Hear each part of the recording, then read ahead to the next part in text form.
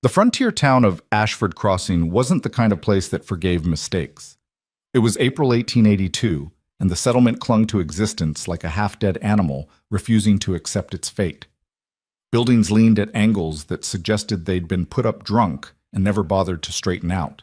The main street, if you could call it that, was more dust than road, churned into a fine powder by wagon wheels and horse hooves until it hung in the air like a permanent fog of failure. Elena Voss sat in the back corner of what passed for her workshop, a converted storage room behind the boarding house that smelled of mildew and decades of other people's disappointments.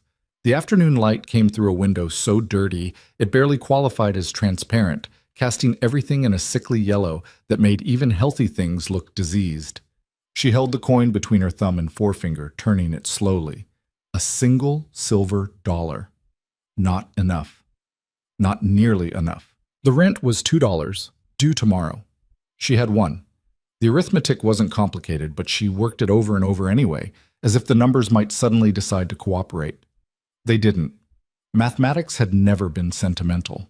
Her stomach cramped, not the sharp pain of hunger, but the deeper ache that came when the body started realizing it might not get fed. 3 days since her last proper meal. 7 since the Hendersons had decided they didn't need their daughter's wedding dress altered after all. "Changed our minds," Mrs. Henderson had said, not meeting Elena's eyes. "Going with something simpler." Translation: they'd heard the rumors.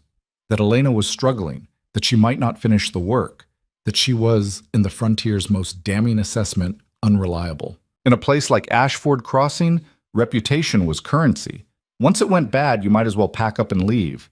Except Elena had nowhere to go. She'd come here 2 years ago after her father's ranch in Colorado had been seized for debts. She'd watched everything she'd known get auctioned off piece by piece, including her mother's silver tea service and the quilts her grandmother had made. She'd arrived in Ashford Crossing with a decent sewing kit, a trunk of fabric samples, and the kind of optimism that now seemed like evidence of mental deficiency. The town had seemed hungry for skilled work back then. Women needed dresses. Men needed shirts that didn't fall apart after 2 washings. There'd been enough business to rent this space, to buy supplies, to eat regularly. Then the railroad survey team had come through, decided Ashford Crossing wasn't worth the investment, and moved on. The town had been dying ever since, slowly at first, then faster. People left. Those who stayed got meaner, more protective of what little they had.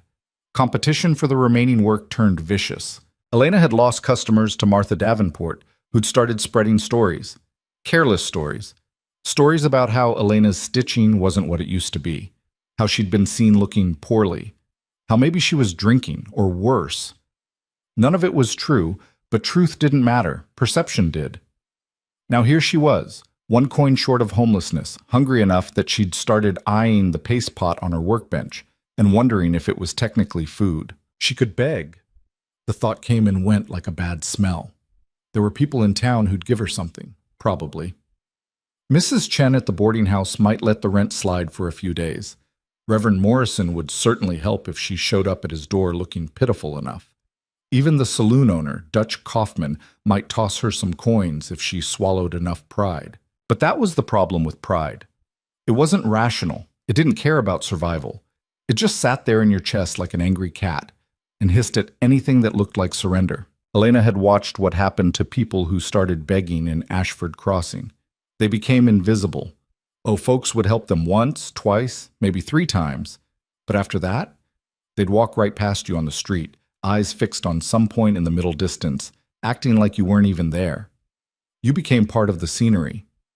Another piece of human debris the town had to step around. She set the coin down on the table and stared at it. The smart thing would be to leave. Pack up, take the coin, and whatever else she could carry, and try somewhere else. Except she'd need at least $5 to get anywhere worth going, and even then she'd arrive as the woman who'd failed in Ashford Crossing. That reputation would travel with her like a disease. A knock on the door made her jump. "It's open," she said, then immediately regretted it. Probably Mrs. Chen coming for the rent early. But the man who pushed through the door wasn't Mrs. Chen. He was tall, taller than the doorframe was entirely comfortable with, and had to duck slightly to enter. He wore a rancher's clothes, canvas pants stained with work, a shirt that had been blue once and was now closer to gray, boots that had seen hard miles. His hat was in his hands, which was either politeness or calculation. Elena couldn't tell which. She recognized him vaguely. Caleb something. He had a ranch north of town, ran cattle, kept to himself mostly. She'd seen him in town maybe half a dozen times in 2 years, always alone, always with that same expression of someone doing an unpleasant but necessary chore. "Miss Voss," he said. His voice had gravel in it. "Mr. She left it hanging. "Rourke. Caleb Rourke. Mr. Rourke."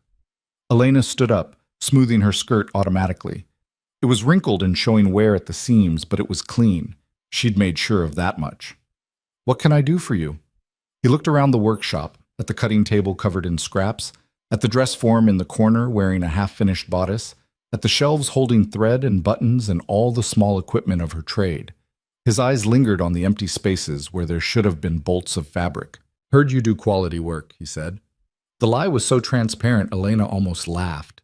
Nobody was saying that about her anymore, but she kept her face neutral. "I do my best. I need some things made, shirts mostly, maybe some other items. Ranch work is hell on clothes." Elena's mind raced. This could be legitimate. It could also be charity wearing a very thin disguise. The worst part was she couldn't afford to care which it was. "I'd be happy to discuss it," she said carefully, "though I should mention I'd need payment up front for materials." Something flickered in his expression. Approval, maybe? "Fair enough. How much?" She did quick calculations. Fabric for 3 shirts, thread, buttons. $2 should cover materials for 3 shirts. He pulled out a leather wallet, extracted 2 silver dollars, and set them on her work table. Next to her single coin, they looked like salvation. "That's just for materials," Elena said quickly. The actual work will be, we can discuss that when you're done with the first batch. See if the quality matches what I need." There it was, the escape hatch he was giving himself. A way to walk away if this was really about charity and his conscience got satisfied. But Elena would have those $2 either way. Enough for rent and a little food, enough to survive another week. "When would you need them?" she asked. "No rush, 2 weeks?" 2 weeks. Plenty of time. Almost insultingly plenty of time. Like he expected her to fail. Or like he was trying to help without making it obvious. Elena hated that she couldn't tell the difference anymore. Hunger and desperation had made her stupid, made her question everything. 2 weeks is fine," she said. Caleb nodded. He started to put his hat back on, then paused. "You know where my ranch is?" "North of town, I think. 5 miles up the north road, can't miss it. There's a sign. Falling apart, but readable." He settled the hat on his head. "When they're done, bring them out. Save you the trouble of finding me in town." Elena nodded, not trusting herself to speak. The money was already spent in her head. Rent to Mrs. Chen, beans and flour from the general store, maybe some cheap meat if there was anything left over. Caleb moved toward the door, then stopped again. "Word of advice, Miss Voss. Martha Davenport's been running her mouth about everyone in town. Has been for years. Most people with sense know to ignore about half of what she says." Then he was gone, ducking back through the door and disappearing into the afternoon light. Elena stared at the 3 silver dollars on her table. The smart thing would be to take them immediately to Mrs. Chen, to secure the roof over her head before anything else could go wrong. But she stood there for a long moment, looking at the coins and trying to figure out what had just happened. Charity or business? Pity or opportunity? Did it matter? Her stomach answered with another cramp. No, it didn't matter. What mattered was that she had $3 and could make 3 shirts and maybe, possibly, claw back some small piece of stability. She picked up the coins, all 3 of them now, and headed for the boarding house. Mrs. Chen accepted the rent money without comment, which Elena appreciated more than she would have expected. No questions, no knowing looks, just a receipt and a nod. Small mercies. The general store was next. Elena bought carefully: flour, beans, a small quantity of salt pork, coffee that was probably more sawdust than coffee bean, but would do. The fabric came last. She found serviceable cotton duck, the kind that would hold up to ranch work. Nothing fancy, but solid. The kind of thing that would last. By the time she returned to her workshop, the sun was setting. Elena lit the oil lamp, carefully, because oil costs money, and spread the fabric out on her cutting table. She had Caleb's measurements from when he'd briefly taken off his coat to show her the kind of shirt he wanted. She'd memorized them, trained by years of her father drilling into her that a seamstress who needed to write measurements down wasn't paying enough attention. The first cut was always the hardest.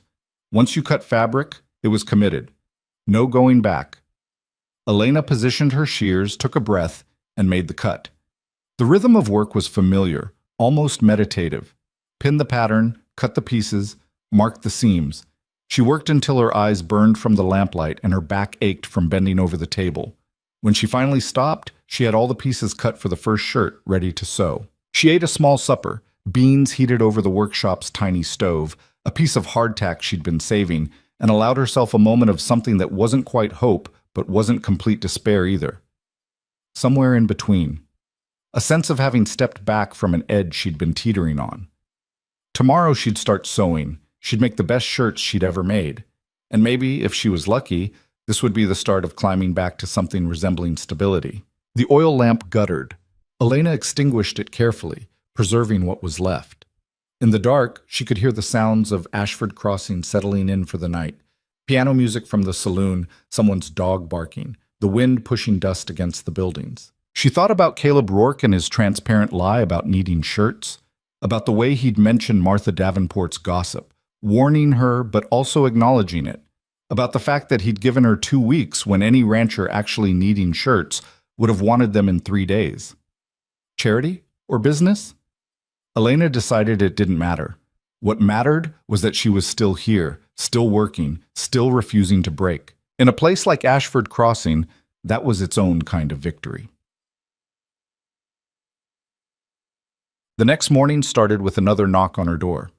This time it was Billy Patterson, the 12-year-old who ran errands for half the town when he wasn't supposed to be in school. "Miss Voss?" His voice cracked halfway through her name. "Mrs. Henderson wants to know if you could come by the house. Says she needs to talk to you about something." Elena's stomach sank. The Hendersons. The wedding dress they'd decided they didn't need. This was either going to be more humiliation or possibly another chance. She couldn't tell which. "Tell her I'll come by this afternoon," Elena said. Billy nodded and ran off. Elena watched him go, thinking about how the town's children still had energy, still ran everywhere like they weren't living in a place slowly dying. Kids had that mercy. They didn't notice the decay until it was too late. She spent the morning working on Caleb's shirt, setting sleeves with tiny, precise stitches. The work absorbed her completely, which was a blessing. When she was sewing, there was no room in her head for worry or hunger or the constant calculation of whether she'd survive another week. There was just thread and fabric and the satisfaction of watching something take shape under her hands. At noon, she walked to the Henderson house. It was one of the nicer buildings in Ashford Crossing, which wasn't saying much. 2 stories painted white with a porch that only sagged a little. Mr. Henderson owned the feed store, which made him one of the town's more stable citizens. Mrs. Henderson answered the door herself. She was a large woman who'd probably been handsome once and was now fighting a losing battle against middle age and disappointment. "Miss Voss, come in." The inside of the house smelled like bread and furniture polish. Elena followed Mrs. Henderson into a sitting room that had actual matching furniture and curtains that didn't have holes. "I'll get straight to it," Mrs. Henderson said, not inviting Elena to sit. "I may have been hasty about the wedding dress." "I see. My daughter Emily, she's having second thoughts about the simple dress. Wants something more substantial, like we'd originally discussed." Translation: Emily had thrown a fit and Mrs. Henderson had caved. Elena kept her expression neutral. "I'd be happy to finish the work," Elena said. "Though I should mention the original timeline won't be possible now. I'd need at least 3 weeks. Mrs. Henderson's face tightened. "The wedding is in 3 weeks. Then I'd need to start immediately, and I'd need half the payment up front." This was dangerous. Elena was gambling that Mrs. Henderson's desire to avoid her daughter's tantrums outweighed her desire to avoid paying a struggling seamstress. It could go either way. Mrs. Henderson looked at her for a long moment. Elena could see the calculation happening. How much easier would it be to just give in? How much would Emily make their lives hell if the dress wasn't right? "Fine," Mrs. Henderson said finally, "but it needs to be perfect." "It will be." Elena left with $5 in her pocket, half the agreed payment, and a deadline that was going to require her to work essentially nonstop for 3 weeks. But $5. $5 was enormous. That was food and rent and maybe even a little left over. As she walked back through town, she passed Martha Davenport standing outside the dry goods store. Martha watched her with sharp eyes, the kind of gaze that was already calculating rumors and gossip. Elena met her stare directly, just for a moment, then kept walking. Let her talk. Elena had work to do. The pattern became routine. Mornings working on Caleb's shirts, afternoons and evenings on Emily Henderson's wedding dress. Elena worked by lamplight until her eyes blurred, took breaks only when absolutely necessary, ate whatever required the least time to prepare. The wedding dress came together slowly. It was an elaborate thing, far more elaborate than Emily Henderson had any business wearing in a place like Ashford Crossing, but that wasn't Elena's problem. Satin panels, delicate lace, tiny pearl buttons marching up the back, the kind of dress that announced you had money even if you didn't. Caleb's shirts, by contrast, were straightforward. Good fabric, strong seams, nothing fancy. But Elena put the same care into them that she put into the wedding dress. Every stitch clean and tight, every seam reinforced. The kind of work that would last. 10 days in, she finished the first shirt. She held it up in the lamplight, checking for flaws. Found none. It was objectively excellent work, the kind of thing she could be proud of. The question was whether Caleb would notice, whether he'd even care, or if this whole thing really was just charity and he'd take the shirt and thank her, and that would be the end of it. Elena folded the shirt carefully, wrapped it in brown paper, and set it aside. 2 more to go, then she'd make the trip to his ranch. The next knock on her door came from an unexpected source. Miss Voss? Dutch Kaufman stood in her doorway, hat in his hands. The saloon owner was a barrel-chested man with a face like weathered leather and eyes that suggested he'd seen most of what humanity had to offer and wasn't impressed. Mr. Kaufman, got a proposition for you. My girls need some new dresses. Not fancy, just serviceable. Something that won't fall apart after a month of wear. He named a price that was fair without being generous. Think you could handle 5 dresses? 2 weeks? Elena did quick mental calculations. The Henderson dress would be done in a week. 2 more shirts for Caleb, then 5 dresses. It was a lot of work, but I can do it, she said. Dutch nodded. Heard you do quality work. Figure it's worth trying. He pulled out some bills. Half up front? That would be fine. After he left, Elena sat down at her table and looked at the money. Between the Henderson job and Dutch's advance, she had more cash on hand than she'd had in 3 months. Not wealth by any measure, but enough. Enough to breathe. Enough to stop the constant calculating of whether she'd eat today. Something was shifting. She could feel it. Whether it was Caleb Rourke saying something to people, or whether the town had just decided she'd suffered enough, she didn't know. Maybe it didn't matter. What mattered was that she was still here, still working, still refusing to disappear. The wedding dress was delivered with 2 days to spare. Emily Henderson tried it on while Elena and Mrs. Henderson watched. It fit perfectly. Elena had made sure of that. The satin caught the light just right. The lace looked delicate without being fragile. The pearl buttons marched up the back in a perfect line. Emily preened in front of the mirror. It's beautiful, she breathed. Mrs. Henderson handed Elena the remaining payment without meeting her eyes. Shame, maybe. Or just the desire to get the transaction over with. Either way, Elena took the money and left.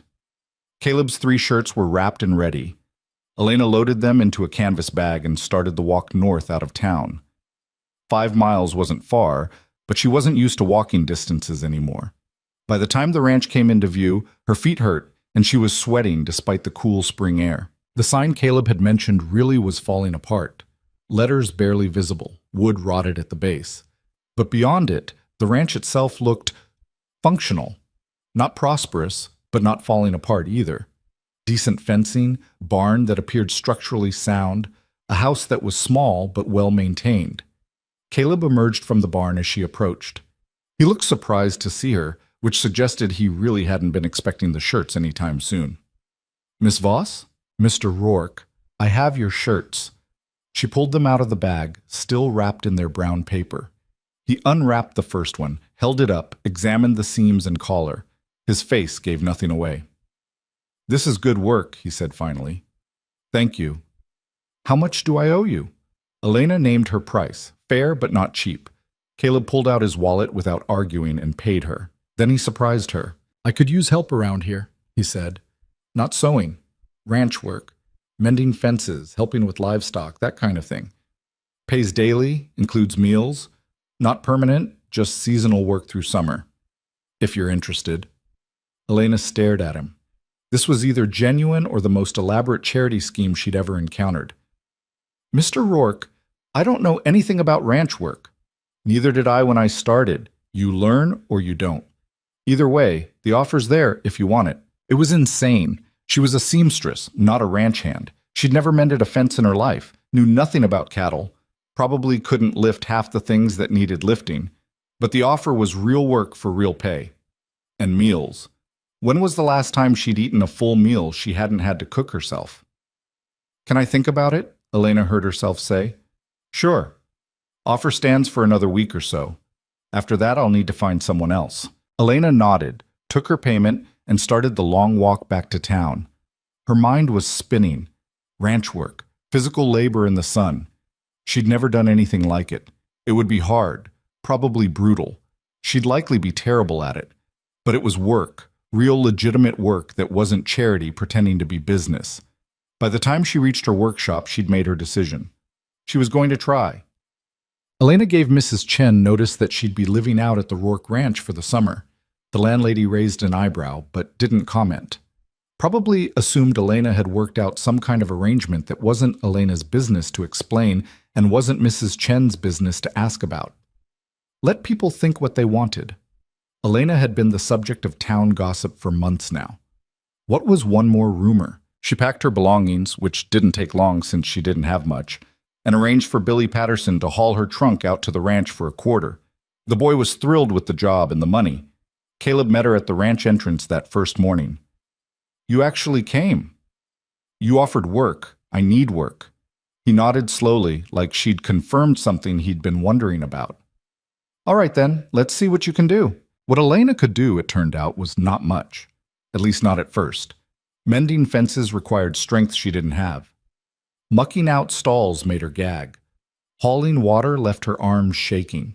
By the end of the first day, every muscle in her body screamed and she smelled like livestock and sweat and failure. Caleb didn't say much, just showed her what needed doing, corrected her when she did it wrong, and let her figure it out. There was no sympathy in it, but there wasn't cruelty either, just the flat expectation that she'd either learn or quit. Elena didn't quit. The second day was worse than the first. The third day worse than the second. By the end of the first week, Elena was ready to admit this had been a terrible mistake. She was covered in bruises, her hands were blistered, and she was pretty sure she'd pulled something in her back that wasn't supposed to be pulled. But she kept showing up, kept trying, kept refusing to quit. And slowly, painfully slowly, she started getting better. The blisters hardened into calluses. Her arms stopped shaking when she lifted things. She learned to swing a hammer without hitting her own thumb, to patch a fence post so it actually held, to move around cattle without spooking them. Caleb's ranch hand, an old man named Joe who'd been working the land since before Elena was born, gave her grudging respect. "Most people quit by day 3, he said one afternoon. "You're stubborn. That counts for something out here." Elena didn't know if it was a compliment or just an observation. Either way, she kept working. The evenings were the strange part. After the work was done and the animals were fed and everything that needed doing was finished, there was this odd period of quiet. Caleb cooked, simple food but substantial, and they ate at a rough table in the ranch house kitchen. Joe usually disappeared to his own quarters, leaving Elena and Caleb in a silence that wasn't quite comfortable but wasn't hostile either. "Why'd you really offer me this work?" Elena asked one night, after 3 weeks of not asking. Caleb looked at her over his coffee cup. "Needed help."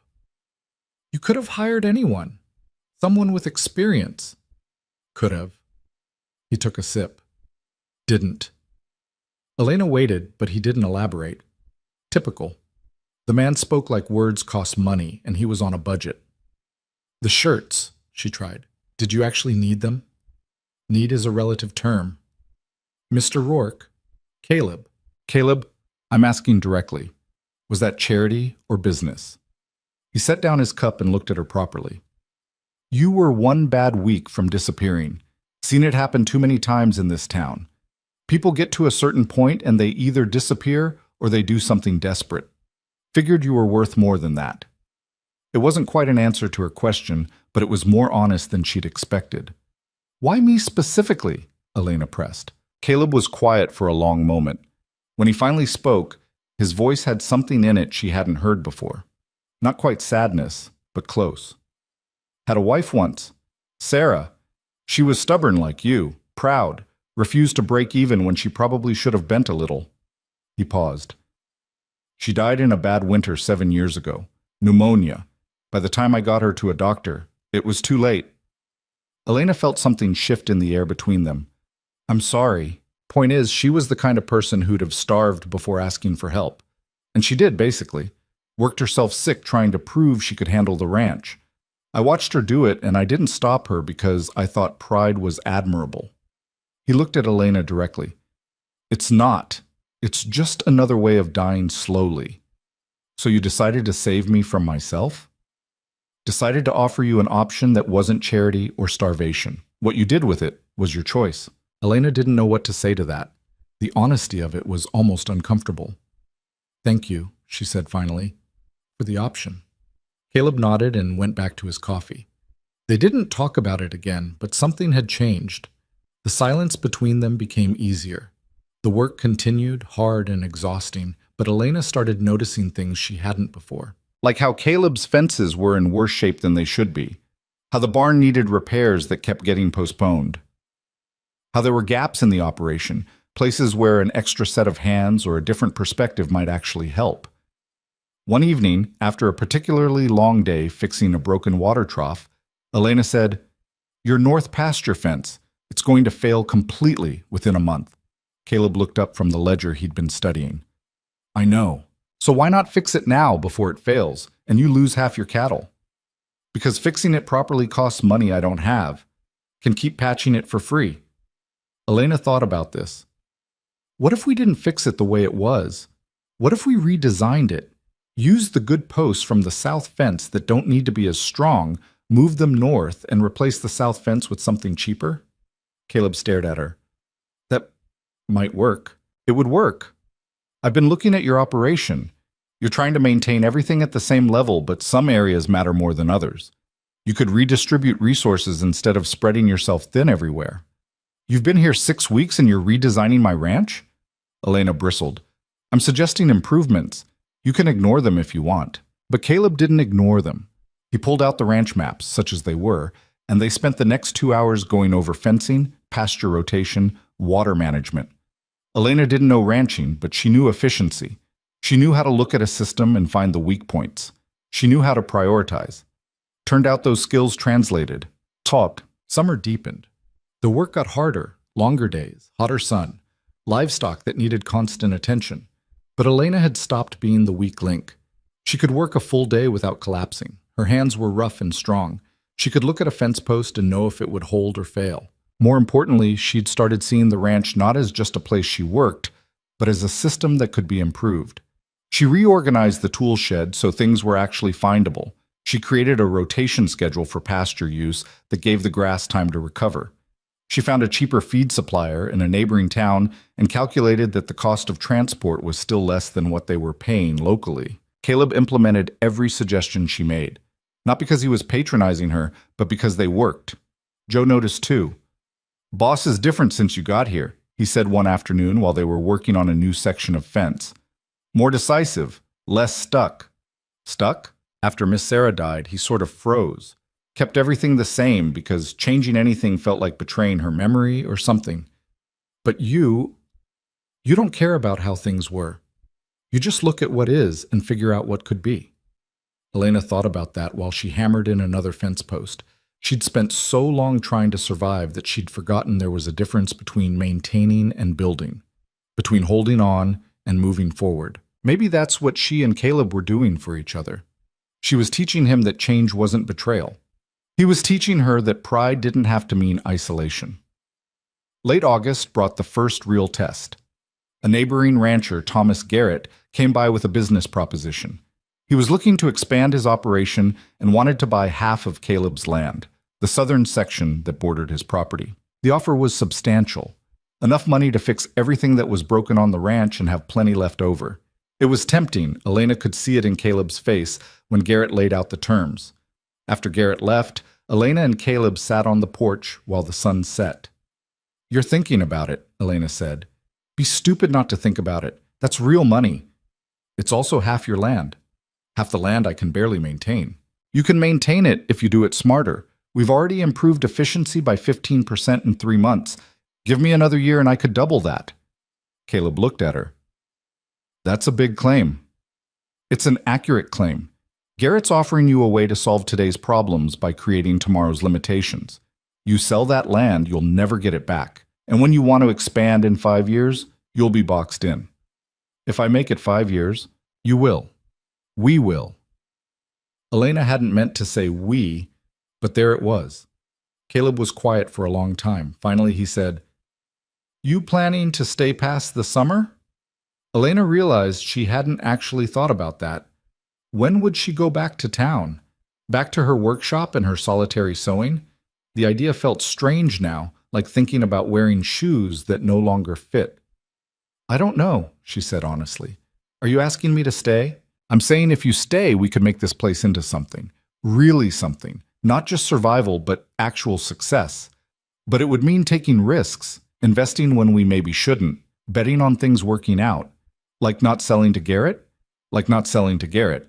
And like expanding the herd next spring even if it stretches us thin. And like trusting that your efficiency improvements will actually pan out." Elena looked out at the ranch, the land she'd spent 3 months learning to work, the fences she'd mended, the systems she'd reorganized. "I think we should do it. I think we should bet on this place." Caleb smiled, a rare thing that transformed his whole face. "All right then, we bet on this place." He sent Garrett a polite rejection the next day. The town, naturally, had opinions. When Elena went into Ashford Crossing the following week to pick up supplies, Martha Davenport made sure to intercept her outside the general store. "Elena Voss, heard you're living out at the Rourke place now." "I work there, yes." "Of course, work." Martha's tone suggested she believed something entirely different. "Must be nice, not having to worry about making rent anymore." Elena looked at Martha directly. "I earn every cent I make, same as anyone else." "Oh, I'm sure you do, dear, in whatever capacity." Something in Elena snapped. Not dramatically. No shouting, no scene. Just a quiet, firm realization that she was done caring what Martha Davenport or anyone else in this town thought. "Martha," Elena said calmly, "I've spent months listening to your poison. You're bitter because your own business is failing and you need someone to kick while they're down to feel better about yourself. But here's the thing. I'm not down anymore. I'm doing fine. Better than fine. So you can keep talking if it makes you happy, but I'm done listening." Martha's face went red. "How dare you?" "I dare because I don't need anything from you or this town, which means your gossip has no power. Enjoy your day, Martha." Elena walked into the store, bought her supplies, and left. As she loaded everything into the ranch wagon, she felt lighter than she had in months. Let them talk. She had work to do. Fall came with its own challenges. Preparing for winter meant different work. Securing buildings, stocking feed, making sure everything that could break in the cold was reinforced. Elena threw herself into it with the same intensity she'd applied to summer work. But there were good moments, too. Evenings when she and Caleb would sit on the porch and talk about plans for the ranch. Mornings when the sunrise turned everything gold and Elena would stop her work just to look at it. Times when Joe would tell stories about the old days and Elena would realize she was part of something larger than just survival. One night in early October, Caleb said, "You never talk about your family, your past." Elena was mending a bridle, fingers working automatically. "Not much to tell. Father had a ranch in Colorado. Lost it to debt, died 6 months later. Mother was already gone. No siblings. That's the story." "That's the summary, not the story." Elena looked up. "You want the painful version?" "Only if you want to tell it." She was quiet for a moment, then set down the bridle. "My father was a good man, proud man, kind of like you, actually, all stoic silences and hidden feelings. He taught me to sew because he said I'd need a trade if the ranch didn't work out. Turned out he was right. Must have been hard, losing everything. The hardest part wasn't losing the physical things. It was watching him lose himself. He'd built that ranch from nothing, and when it got taken away, it was like his whole identity went with it. He just gave up, stopped fighting, stopped caring, and I watched him do it and couldn't stop him. She picked up the bridle again, needing something for her hands to do. That's why I wouldn't beg, why I'd rather have starved than asked for help. Because I saw what giving up looked like, and I swore I'd never let myself get there. But you took my help, Caleb pointed out. You didn't offer help, you offered work. There's a difference. Caleb nodded slowly. There is. Sarah taught me that. She never wanted charity either, just a fair chance to prove herself. Did she? Every day, right up until the day she died. His voice was rough. Sometimes I wonder if I should have insisted she rest more. Take it easier. If I'd maybe made her accept help instead of respecting her pride, she'd have resented you for it, Elena said firmly. And she might have lived, but she wouldn't have been the woman you fell in love with. Some people need to fight. Taking that away from them is worse than letting them struggle. They sat in silence after that, but it was the comfortable kind. The kind that comes when two people understand each other without needing to explain. By November, the ranch was as ready for winter as it was going to get. The operation was running smoother than it had in years.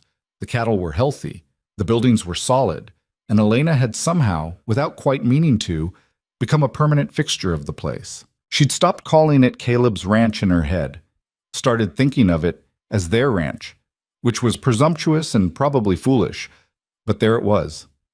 Winter came hard that year, the kind of winter that tested everything. Bitter cold, heavy snows, winds that cut through every layer you wore. The work became about survival again, keeping the animals alive, keeping themselves alive, keeping the ranch functional through weeks when the temperature never got above freezing. There were hard days. Days when Elena wondered why she'd ever left her warm workshop to muck through frozen mud and break ice off water troughs. Days when her hands were so cold she couldn't feel her fingers and her face hurt from the wind. But there were good days too. Days when she and Caleb and Joe would get everything done and huddle around the stove in the kitchen with hot coffee and know they'd survived another impossible day. Days when the sun would break through the clouds and make the snow-covered land look like something out of a dream. Days when Elena would realize she was happy, not comfortable, not easy, but happy. It was a strange feeling after so many months of just trying to survive. Actually enjoying her life felt almost subversive. In early December, Caleb asked her to marry him. He did it badly, awkwardly, almost angrily, like he was mad at himself for wanting to ask. They were in the barn, feeding the horses, and he just blurted it out. This working arrangement, it should be a partnership, legal partnership, marriage, I mean. If you're interested. Elena dropped the bucket of feed she'd been holding. That's the worst proposal I've ever heard. Is that a no? It's a criticism of your delivery. Try again. Caleb looked at her like she'd lost her mind. Then, reluctantly, a smile tugged at his mouth. Elena Voss, you're stubborn and opinionated, and you reorganize everything I own without asking. You work harder than anyone I've ever met, and you're too proud for your own good. I respect the hell out of you, and I think we could build something real here. Together. As actual partners. Will you marry me? That's better, Elena said. Yes. They got married in town 3 weeks later. Small ceremony at the church with Joe and Mrs. Chen as witnesses. No fancy dress this time. Elena wore a simple blue dress she'd made herself. No big celebration, just a quiet meal at the boarding house afterward. Martha Davenport attended, couldn't resist the chance to see it for herself, and managed to look sour the entire time. Elena ignored her completely. As they rode back to the ranch, their ranch, in the cold December twilight, Caleb said, You know this doesn't change anything about the work. Still going to be hard. Still going to be risks. I know. Good. Just wanted to be clear. Elena smiled and leaned against his shoulder. Clear as crystal, Caleb. Clear as crystal. Behind them, Ashford Crossing faded into the distance. That dying town with its gossip and judgment and slow collapse. They'd both come from it, been shaped by it, nearly been destroyed by it. But they'd survived. And more than survived. They'd found each other, found purpose, found something worth building. The ranch waited ahead, solid and real in the winter landscape. Not perfect, not easy, but theirs. And that, Elena thought, was enough. The first year of marriage taught Elena that love and partnership were two entirely different animals, and you needed both to survive what the frontier threw at you. Love was the easy part, the quiet moments on the porch, the way Caleb's hand found hers during cold nights, the shared understanding that came from working side by side. Partnership was harder. Partnership meant arguing about money at 2 in the morning. It meant disagreeing about which cattle to sell and whether to invest in new breeding stock or fix the barn roof. It meant learning to fight fair when you both had opinions strong enough to bend iron. Their first real fight happened in February, 3 months after the wedding. The winter had been brutal but manageable, and they'd made it through with minimal losses. Now they were looking at spring planning, and Caleb wanted to play it safe. "We buy the same number of cattle we sold last fall," he said, spreading the ledgers across the kitchen table. "Replace what we lost to winter, maintain our current size, build up some reserve funds." Elena looked at the numbers, really looked at them. That's a slow death strategy. That's a survival strategy. Same thing in this market. Every other rancher around here is thinking the same way, playing it safe. Which means in 5 years, we'll all still be exactly where we are now, barely making it. Caleb's jaw tightened. And your alternative? We expand. Buy more cattle than we sold. Better quality breeding stock, even if it costs more up front. We take advantage of the fact that everyone else is scared. With what money, Elena? We don't have reserves for that kind of gamble. We have enough for a down payment. The rest we finance. Go into debt? After what happened to your father? Caleb's voice was sharp, and Elena felt it like a slap. That's not fair. It's relevant. Debt killed your father's ranch. You said so yourself. Elena stood up, needing to move. My father's debt came from desperation, from trying to save something already failing. This would be different. This would be strategic investment.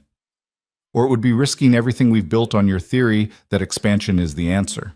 It's not a theory. It's math. Look at the numbers, Caleb. Really look at them. We're profitable now, but just barely. One bad season and we're back to struggling. But if we expand our operation, improve our breeding stock, we can weather bad seasons because our margins are higher. And if we're wrong, if the market doesn't cooperate, if we have 2 bad seasons in a row, then we adjust. We adapt. But we can't adapt if we're too afraid to take the first step. They stared at each other across the table. This wasn't really about cattle or money, Elena realized. This was about something deeper. Caleb had watched his wife die because he'd been too focused on building the ranch. Then he'd spent 7 years in a kind of stasis, maintaining but never growing, afraid that any change would lead to loss. Elena's arrival had started breaking that pattern, but the fear was still there. "I'm not Sarah," Elena said quietly. Caleb flinched. "What? You're afraid that if you take risks, if you push too hard, something terrible will happen, like it did with Sarah. But I'm not her, Caleb, and you're not the same man you were 7 years ago. Don't." His voice was rough. "Don't use her to win an argument." "I'm not using her. I'm just pointing out that fear is making your decisions, and fear is a terrible business partner." Caleb was quiet for a long moment. When he spoke, his voice was tired. "You didn't watch someone you love work themselves to death. You didn't sit there helpless while they got weaker and weaker and refused to admit they needed to slow down. I did. So yeah, maybe I'm cautious. Maybe I'd rather survive than risk everything on your ambition." Elena felt something crack in her chest. "My ambition? This is about our ranch, Caleb, our future. I'm not being reckless. I'm trying to build something that lasts. By gambling everything? By being smart about growth. There's a difference." They didn't resolve it that night. Caleb went to bed angry, and Elena stayed up working the numbers over and over, trying to find a compromise that didn't feel like surrender. By morning, she had something. "What if we split the difference?" she said over breakfast. Caleb looked up from his coffee, wary. "We expand, but not as much as I wanted. We buy better breeding stock for half the herd. Test the theory on a smaller scale. If it works, we expand more next year. If it doesn't, we've only risked half our operation." Caleb considered this. Half is still a lot. Half is also not nothing. It's progress without being stupid. It's calculated risk. And if the half we invest in fails, then we still have the other half to fall back on. We're not betting everything, Caleb. We're betting smart. He studied her face for a long moment, then sighed. "All right, half the herd, better breeding stock, but we do this carefully. No cutting corners, no rushing." "Agreed. They shook hands across the table like business partners, which in many ways they were. Then Caleb smiled, that rare expression that still caught Elena off guard. "You're going to be trouble, aren't you?" "Probably. That what you signed up for?" "Apparently." Spring came late that year, and when it finally arrived, it brought change. Elena spent weeks researching breeding stock, talking to other ranchers, learning everything she could about cattle genetics and market trends. Caleb handled the actual purchasing and negotiations, but he consulted Elena on every decision. Joe watched their partnership with what looked like amusement.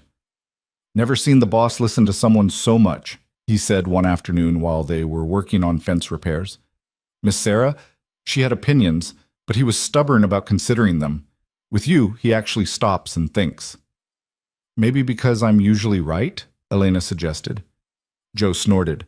"Maybe because you argue better, or maybe because he learned something from losing her. Either way, it's good to see."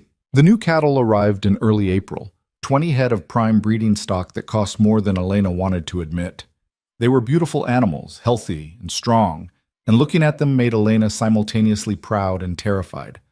This was real now. The gamble wasn't theoretical anymore. "Buyer's remorse?" Caleb asked, standing next to her at the pasture fence. "Wondering if I pushed too hard, if this was smart or just arrogant." "Little late for that now." "Thanks. Very reassuring." He bumped her shoulder with his. "We'll make it work, one way or another."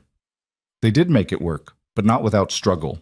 The new cattle required different handling, different feed, more careful management. Elena threw herself into learning everything she could, often working late into the night reading breeding guides and veterinary manuals by lamplight. Caleb handled the integration of the new stock with their existing herd, making sure there weren't problems with territory or dominance. By June, they were starting to see results. The breeding program was promising. The cattle looked healthy and were gaining weight faster than the old stock ever had. The numbers in the ledgers started looking better. Not dramatically, but enough to suggest they'd made the right call. Then the drought hit. It started slowly. A few weeks without rain in late June. Normal enough for the season. But then July came with scorching temperatures and cloudless skies. The grass in the pastures started browning. The creek that ran through the ranch's north section dropped to a trickle, then dried up completely. "How bad?" Elena asked Caleb one morning in mid-July. They were standing at what used to be the creek bed, looking at cracked mud and dead grass. "Bad. We've got the main well still producing, but if this keeps up..." He didn't finish the sentence. Didn't need to. "How long can the well support the herd?" "At current levels? Maybe another month? 2 if we're lucky." Elena did quick calculations in her head. "We need rain." Brilliant observation. I mean significant rain. Not just a passing shower. We need sustained rainfall to replenish the water table. And if we don't get it? Elena looked out at the herd, the expensive breeding stock they'd invested everything in, the older cattle they'd been counting on selling in the fall. Then we have to make hard choices. Those hard choices started coming faster than either of them wanted. By early August, they were hauling water from town twice a week, an expensive and exhausting process. The cattle were losing weight despite their best efforts. Other ranchers were starting to sell off their herds early, flooding the market and driving prices down. "Thomas Garrett's selling everything," Caleb reported after a trip to town, "getting out while he still can." "What kind of prices is he getting?" Caleb told her. Elena felt sick. Those prices wouldn't even cover their feed costs, let alone the investment they'd made in the breeding stock. "We can't sell at those numbers," she said. "We'd lose everything. And if we wait and the drought continues, we could lose even more." They were in the kitchen, both exhausted from another day of emergency water management. The heat was oppressive even with the windows open. Elena's dress was soaked with sweat, and her hair was plastered to her forehead. "There has to be another option," she said. "I'm listening." Elena paced the small kitchen, her mind racing. The problem isn't just water. It's that everyone's panicking and selling at the same time. Supply and demand. Too much supply. Prices crash. Basic economics doesn't help us. "But what if we don't sell? What if we hold on to the cattle through the drought?" Caleb stared at her. "That's insane. The longer we wait, the more weight they lose, the less they're worth. Unless we can keep them healthy, If we can maintain their condition while everyone else is selling, when the drought finally breaks, we'll have premium stock and prices will have recovered. Maybe even gone up because there will be less supply. That's a massive if, Elena. If we can keep them healthy, if the drought breaks in time, if prices recover, those are a lot of assumptions. I know, but look at the alternative. Sell now at a loss, maybe lose the ranch anyway, or bet that we can outlast this and come out ahead when it's over. By doing what? We're already hauling water constantly. The well is dropping. We're running out of options. Elena stopped pacing. An idea was forming, risky and expensive, but possible. The Henderson place. They abandoned it last year, remember? Moved back east after the railroad decision. So? They had a deep well, really deep. Drilled it during the drought of '76 and it never ran dry. The property's been sitting empty since they left. Caleb caught on immediately. You want to buy the Henderson property for the water rights, not buy. We don't have that kind of money. But maybe lease? Or buy just the water rights? We could run a pipeline from their well to our ranch, supplement our own water supply. That would cost... Caleb grabbed a piece of paper and started calculating. At least $500, maybe more. We don't have that. We could take out a loan. More debt. On top of the debt we already took for the breeding stock. Elena, we'd be leveraged so far that one mistake would bury us. And if we do nothing, the drought buries us anyway. They looked at each other across the table. Elena could see Caleb wrestling with it, the fear of debt, the memory of her father's failed ranch, the ghosts of past losses all arguing against taking the risk. But she could also see something else, the recognition that sometimes playing it safe was just another way of losing. This is crazy, Caleb said finally. Probably. If we're wrong. We won't be. You can't know that. No. But I can believe it, and I can work like hell to make it true. Elena reached across the table and took his hand. I know you're scared. I am too. But we didn't build this ranch by playing it safe. We built it by taking calculated risks. This is just another one. Caleb was quiet for a long time. Then he squeezed her hand and said, All right, we bet on the water, but if this goes wrong, you're the one explaining it to Joe. Elena laughed despite everything. Deal. The next week was a blur of activity. Caleb contacted the bank about a loan while Elena tracked down the Henderson property's current owner, a bank in Denver that had foreclosed on it. She negotiated water rights and pipeline installation, arguing every detail until her throat was raw. The bank didn't particularly care about the property, so she got a decent deal, but it still took money they didn't have. The loan came through, barely. The bank officer, a thin man with spectacles and a permanently skeptical expression, made it clear he thought they were making a mistake. Most ranchers are selling, not borrowing, he said. You're going against every sensible piece of advice. Noted, Elena said, and signed the papers.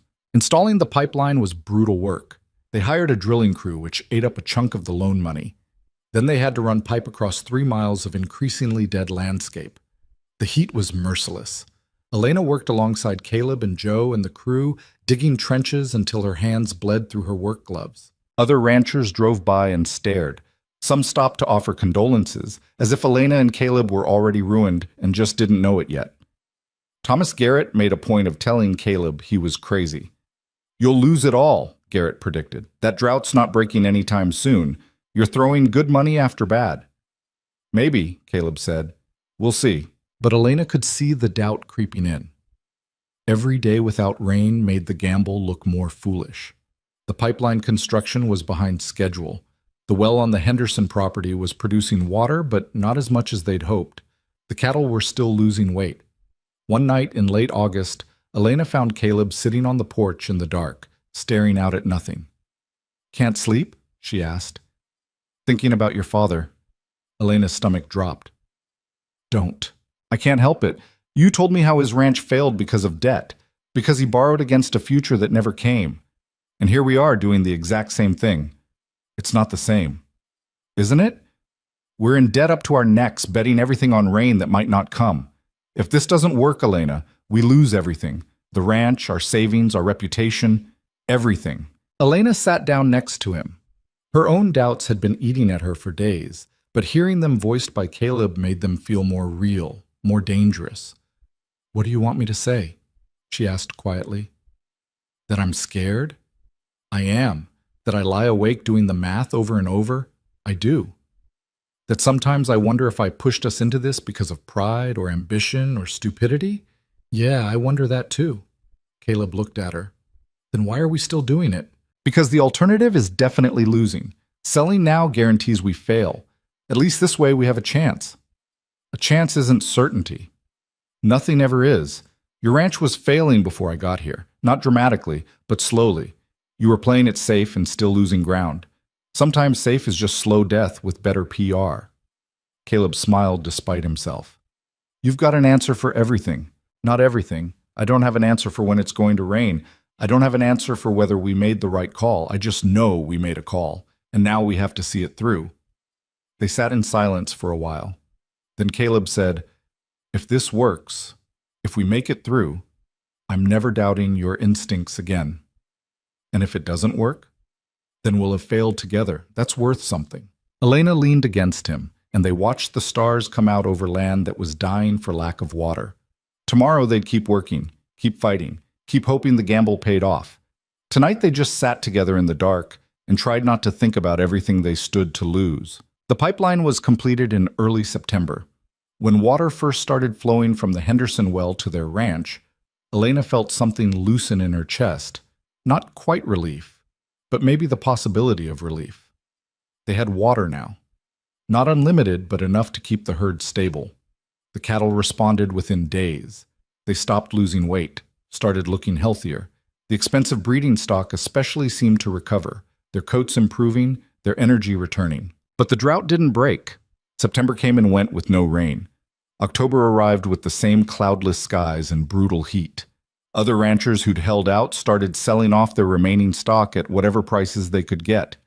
The market was flooded. Beef prices were in the basement. We made a mistake, Caleb said one morning in mid-October.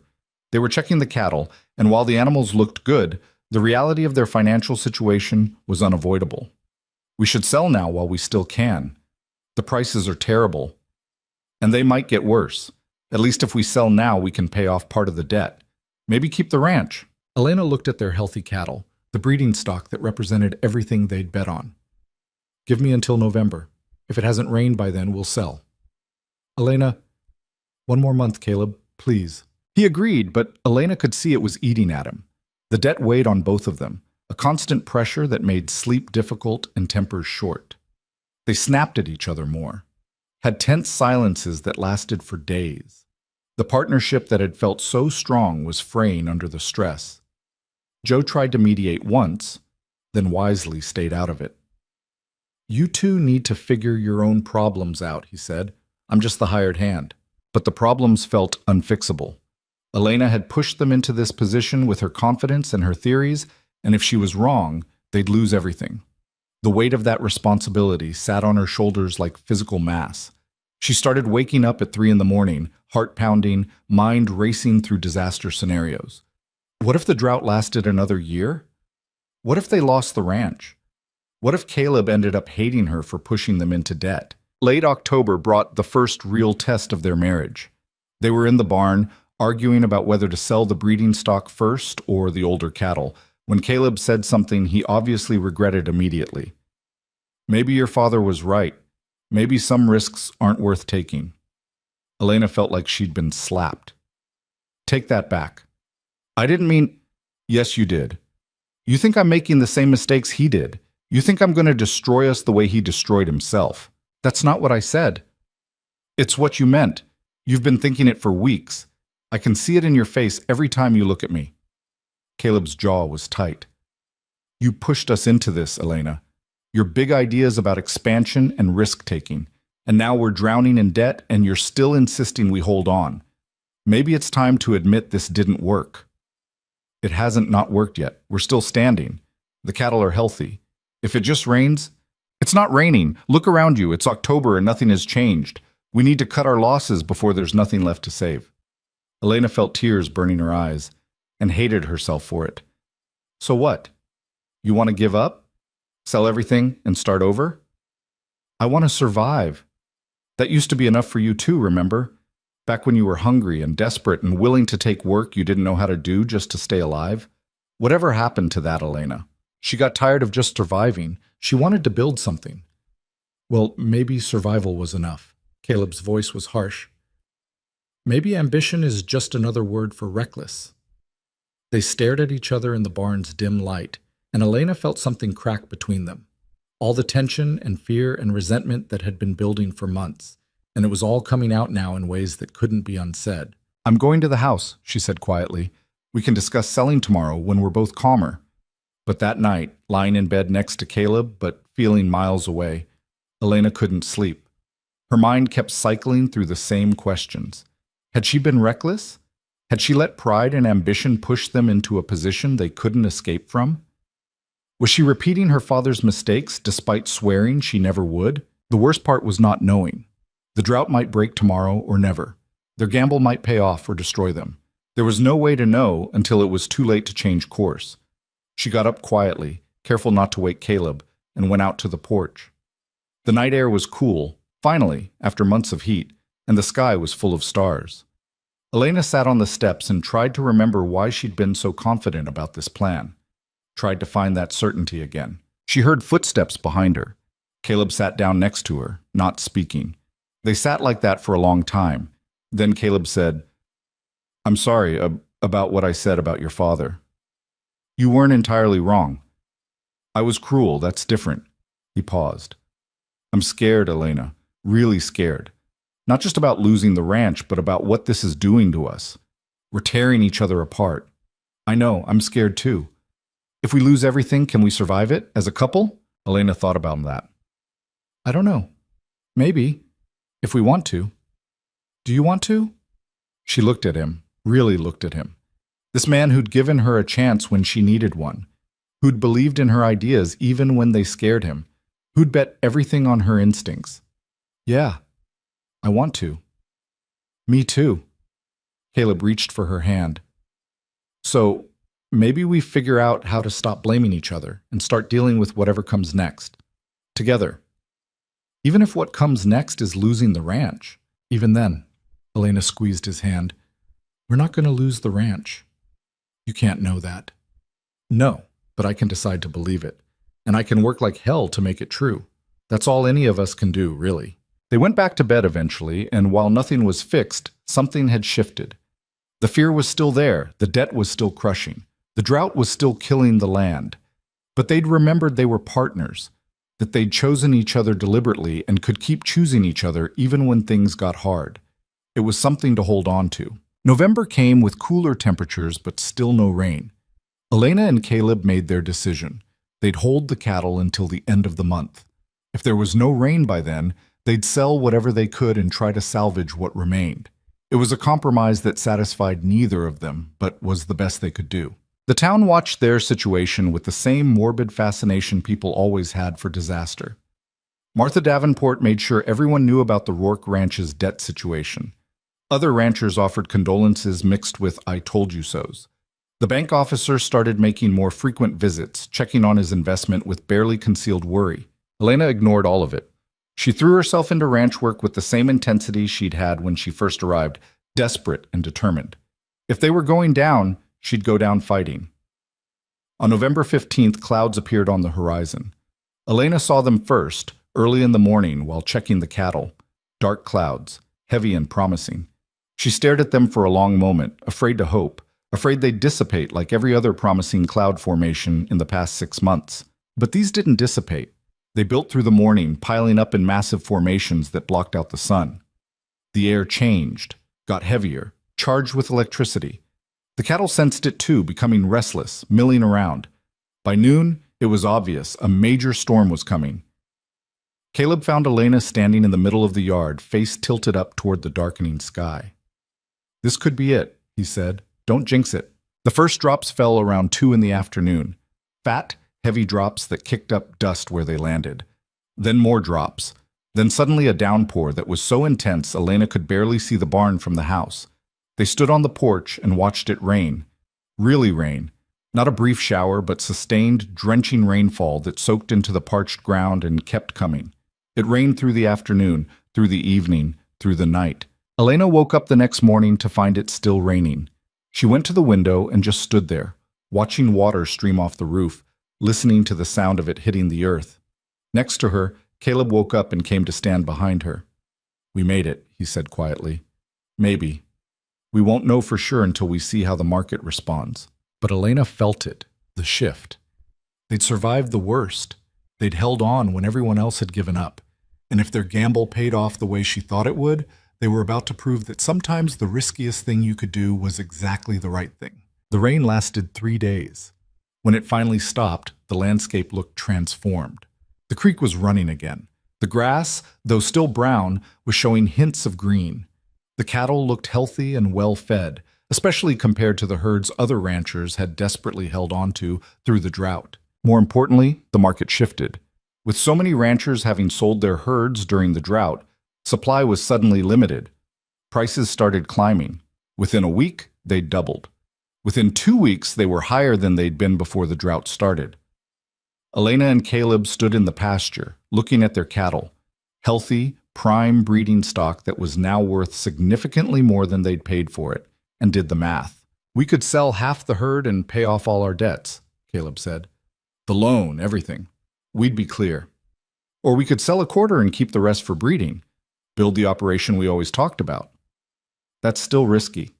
"Yeah, but it's smart risky. We've got the best breeding stock in the region now. Everyone who sold during the drought is going to need to rebuild their herds. We can be the ones who supply that stock." Caleb looked at her, and Elena saw something in his expression that hadn't been there before. Not just trust, but genuine partnership. "You really don't quit, do you?" "Not when I'm winning." "Are we winning?" Elena gestured at the healthy cattle, the rain-soaked land, the ranch that had survived when so many others hadn't. "Yeah, Caleb, I think we're winning." They sold a third of the herd at the elevated prices. The money was enough to pay off all their debts, the breeding stock loan, the pipeline installation, everything. For the first time in a year, they were operating without the crushing weight of debt hanging over them. More than that, they'd established a reputation, the ranch that had held on, the ranchers who'd bet against the drought and won. Other ranchers started coming to them for advice, for breeding stock, for partnership opportunities. Thomas Garrett, who'd sold everything during the panic, came by one afternoon looking chagrined. "Heard you made out pretty well," he said. "We did okay," Caleb replied, not quite able to keep the satisfaction out of his voice. "Should have held on like you said, lost my shirt selling at the bottom." Elena, who was working nearby, couldn't resist. "Sometimes playing it safe is the riskiest thing you can do." Garrett nodded slowly, absorbing that. "Your wife's got a head for business, Caleb. You're lucky." After he left, Caleb found Elena in the barn. "That was a little smug." "I earned the right to be smug.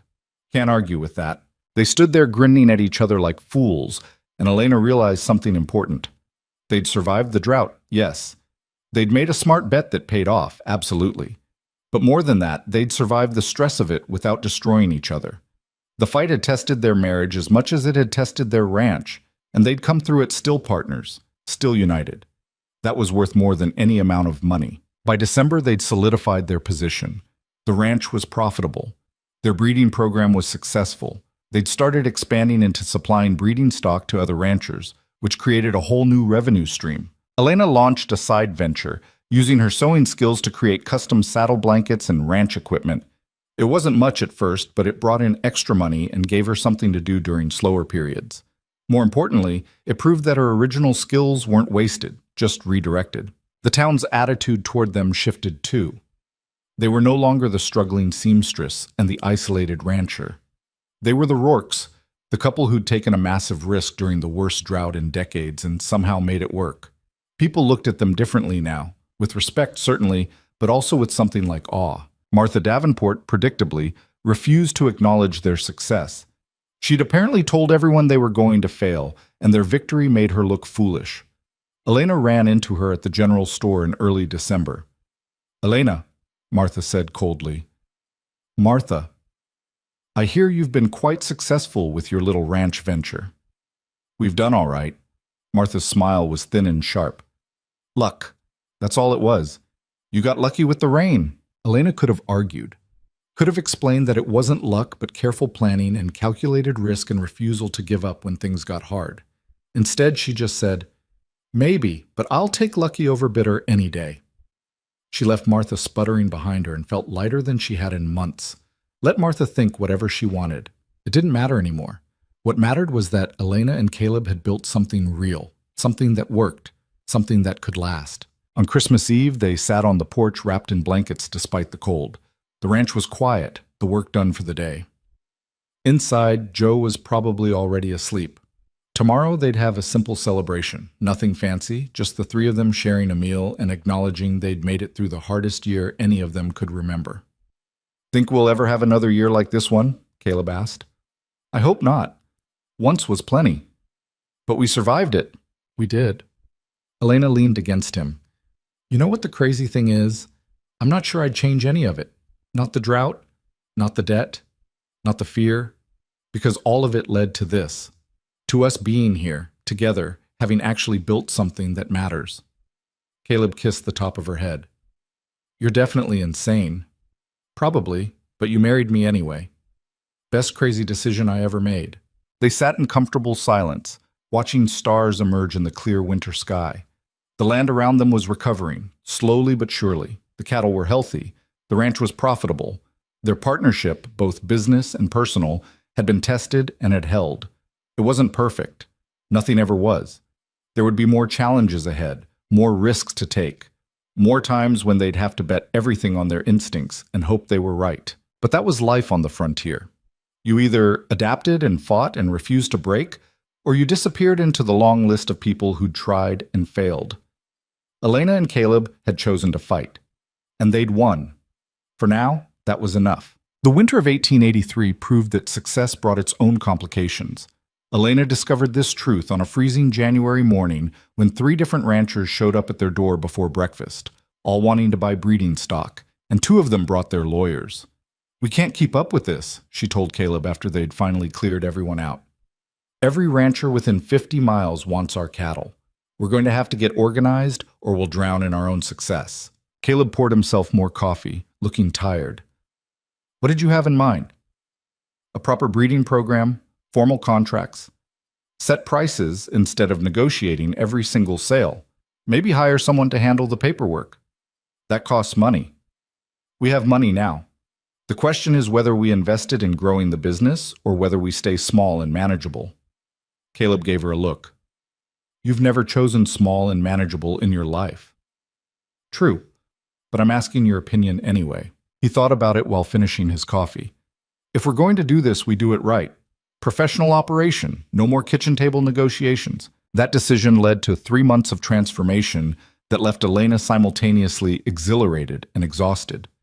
They converted the old bunkhouse into an office, hired a clerk named Robert Chen, Mrs. Chen's nephew, who had neat handwriting and understood numbers, developed standardized contracts and pricing structures, created a catalog of their breeding stock with detailed pedigrees and characteristics. It was during this process that Elena realized she'd accidentally created something she'd never intended, a reputation.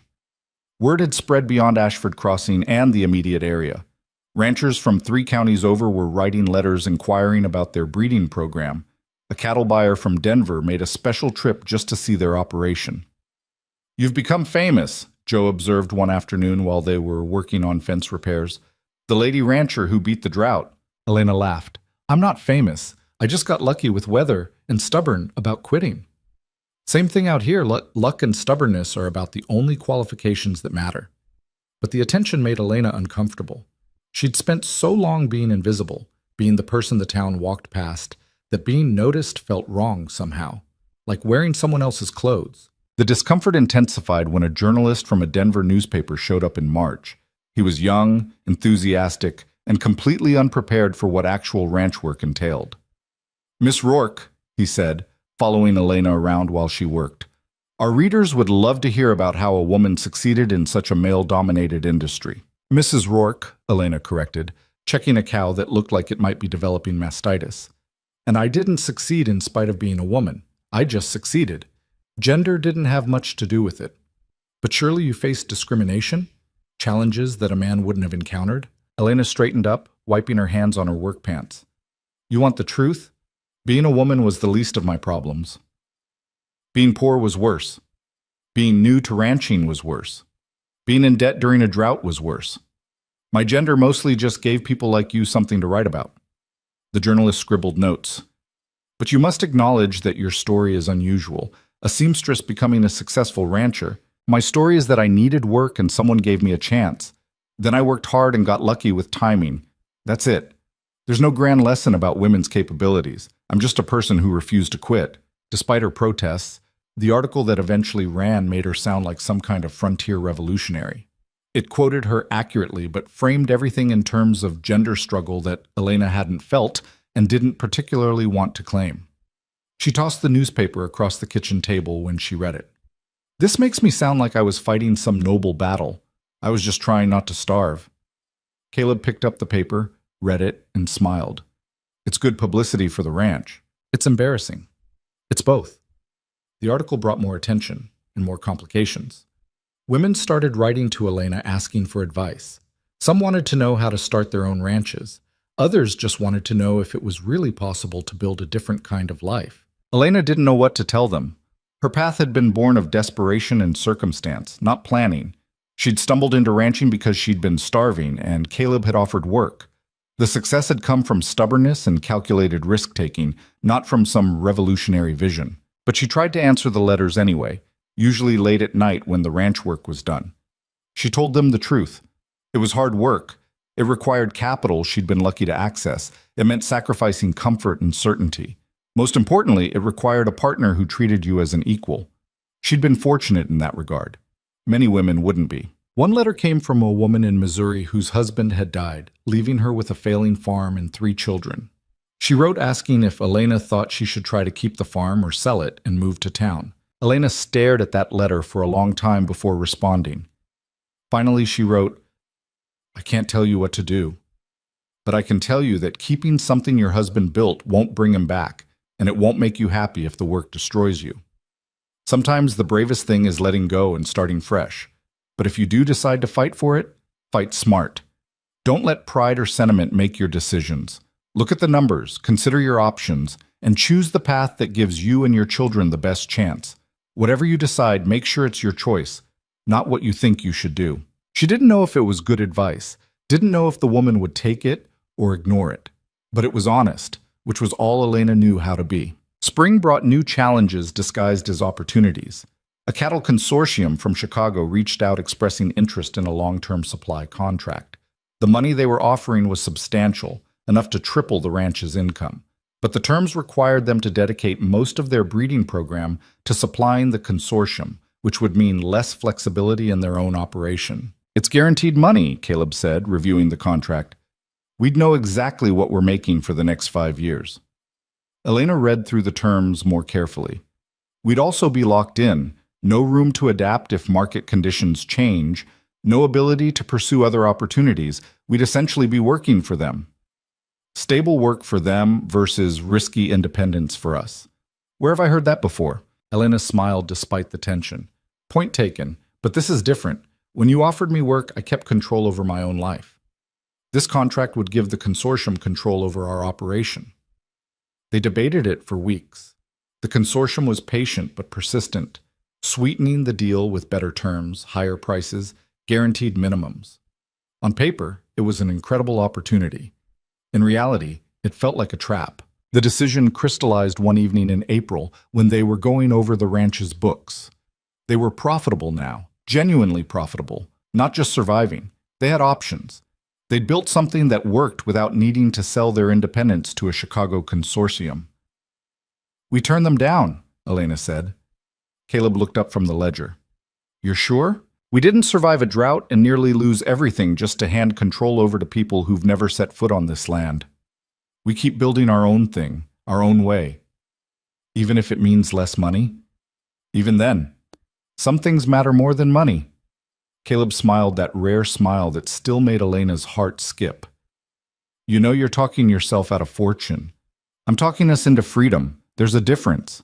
They sent the consortium a polite rejection. The representative who'd been courting them was baffled. You understand what you're turning down? We do, Elena said.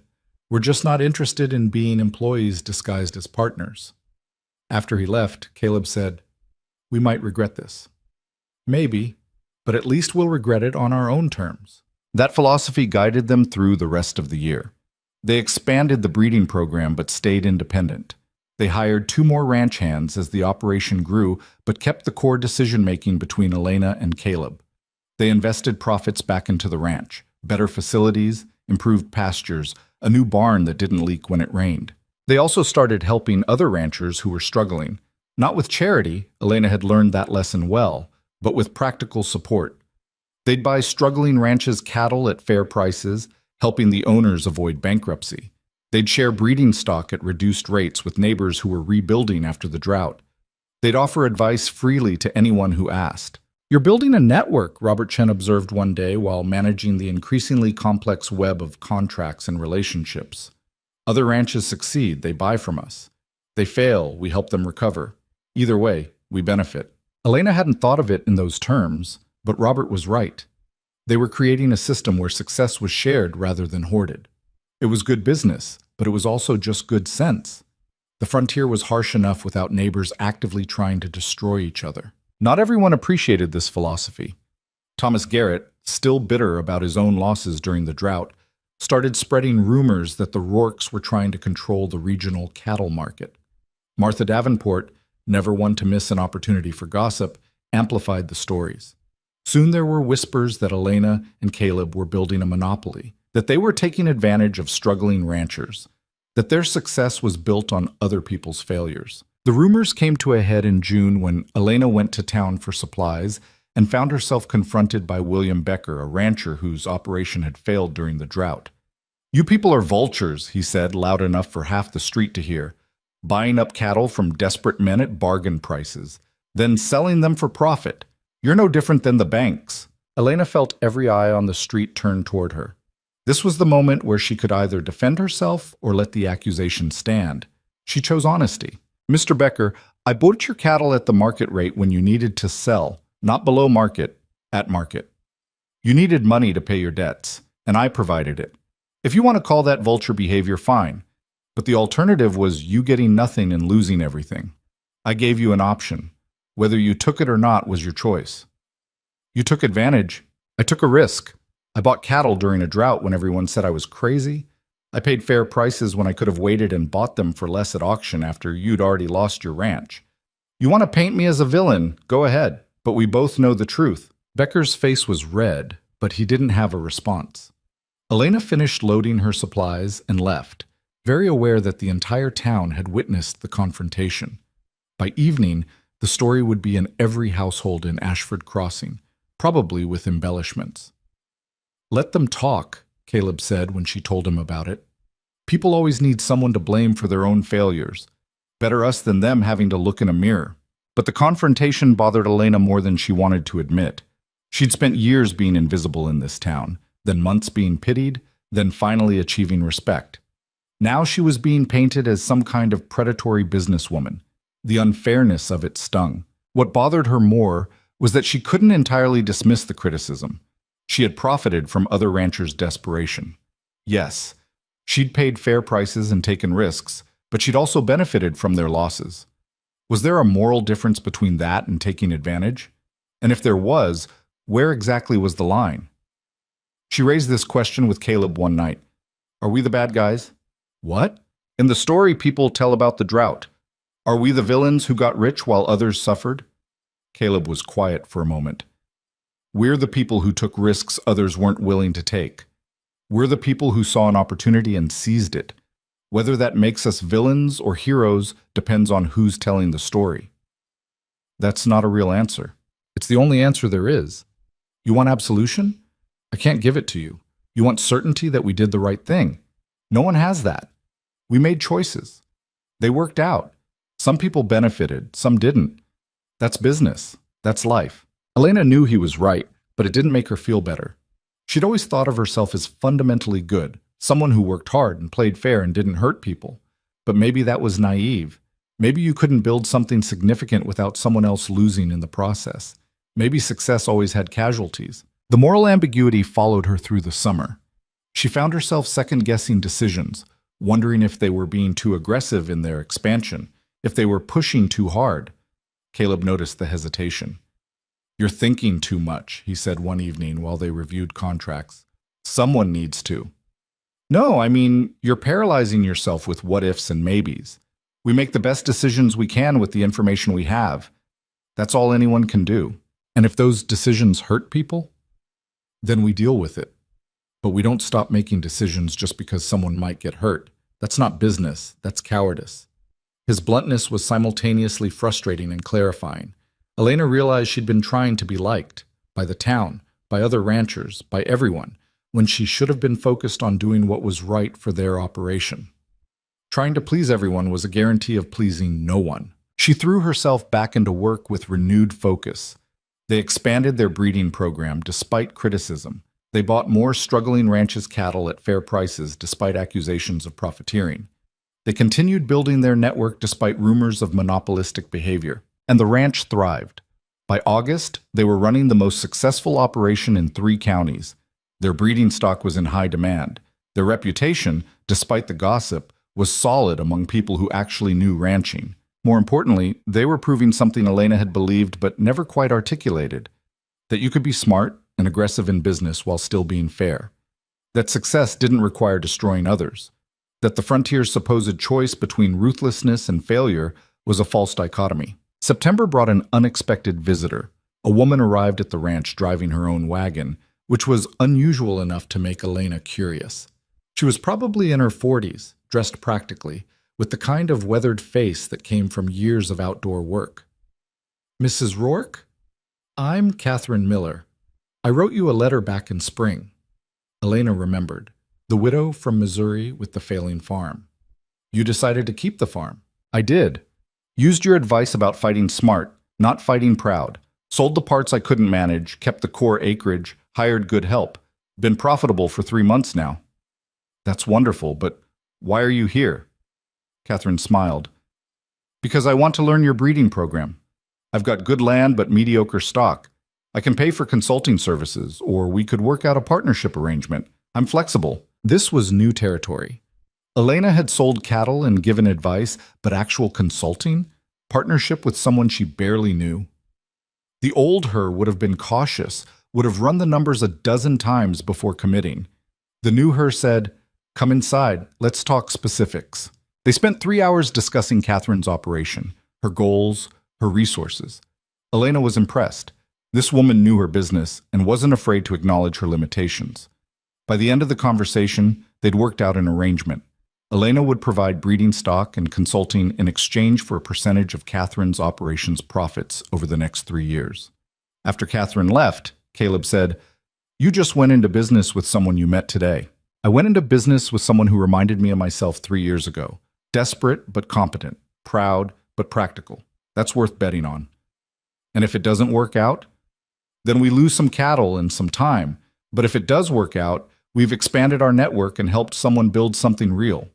The upside outweighs the risk." Caleb shook his head, smiling. "You never stop, do you?" "Would you want me to?" "Absolutely not." The Catherine Miller partnership became a template for others.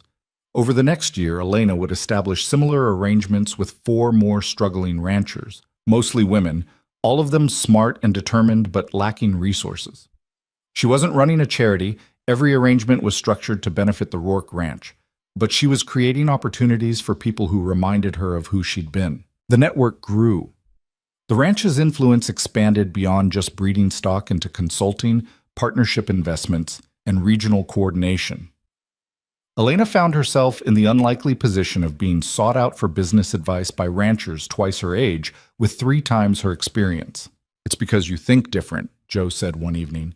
"You didn't grow up in ranching, so you don't have all the assumptions the rest of us have. You see possibilities we don't because we're too busy doing things the way they've always been done." Maybe that was true. Or maybe Elena was just stubborn and lucky in equal measure. Either way, it was working. Winter came early that year, catching everyone off guard. By November, they were dealing with snow and cold that wouldn't normally arrive until January. The cattle handled it well. The breeding program had selected for hardiness. But the early winter compressed their timeline for preparations. They worked constantly through November and into December, racing against worsening weather to secure everything that needed securing. Elena found herself thinking about that first winter she'd spent on the ranch, when every task had been foreign and difficult.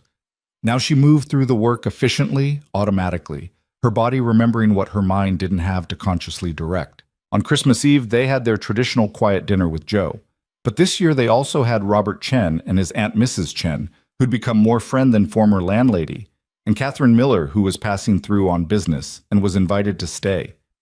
The house was crowded and warm and full of conversation. Elena looked around the table and felt something she hadn't felt in years: contentment. Not happiness exactly, that was too simple, but a deep satisfaction with the life she'd built, the people she'd gathered, the work she did. "What are you thinking?" Caleb asked quietly. "That I'm a long way from counting coins and wondering if I'd eat." "Regret any of it?" "The struggle? Sometimes. The outcome? Never." After dinner, they stood on the porch despite the cold. The snow had stopped falling, leaving everything blanketed in white. The ranch looked peaceful, productive, permanent. "You know what the scary thing is?" Elena said. "We've gotten comfortable.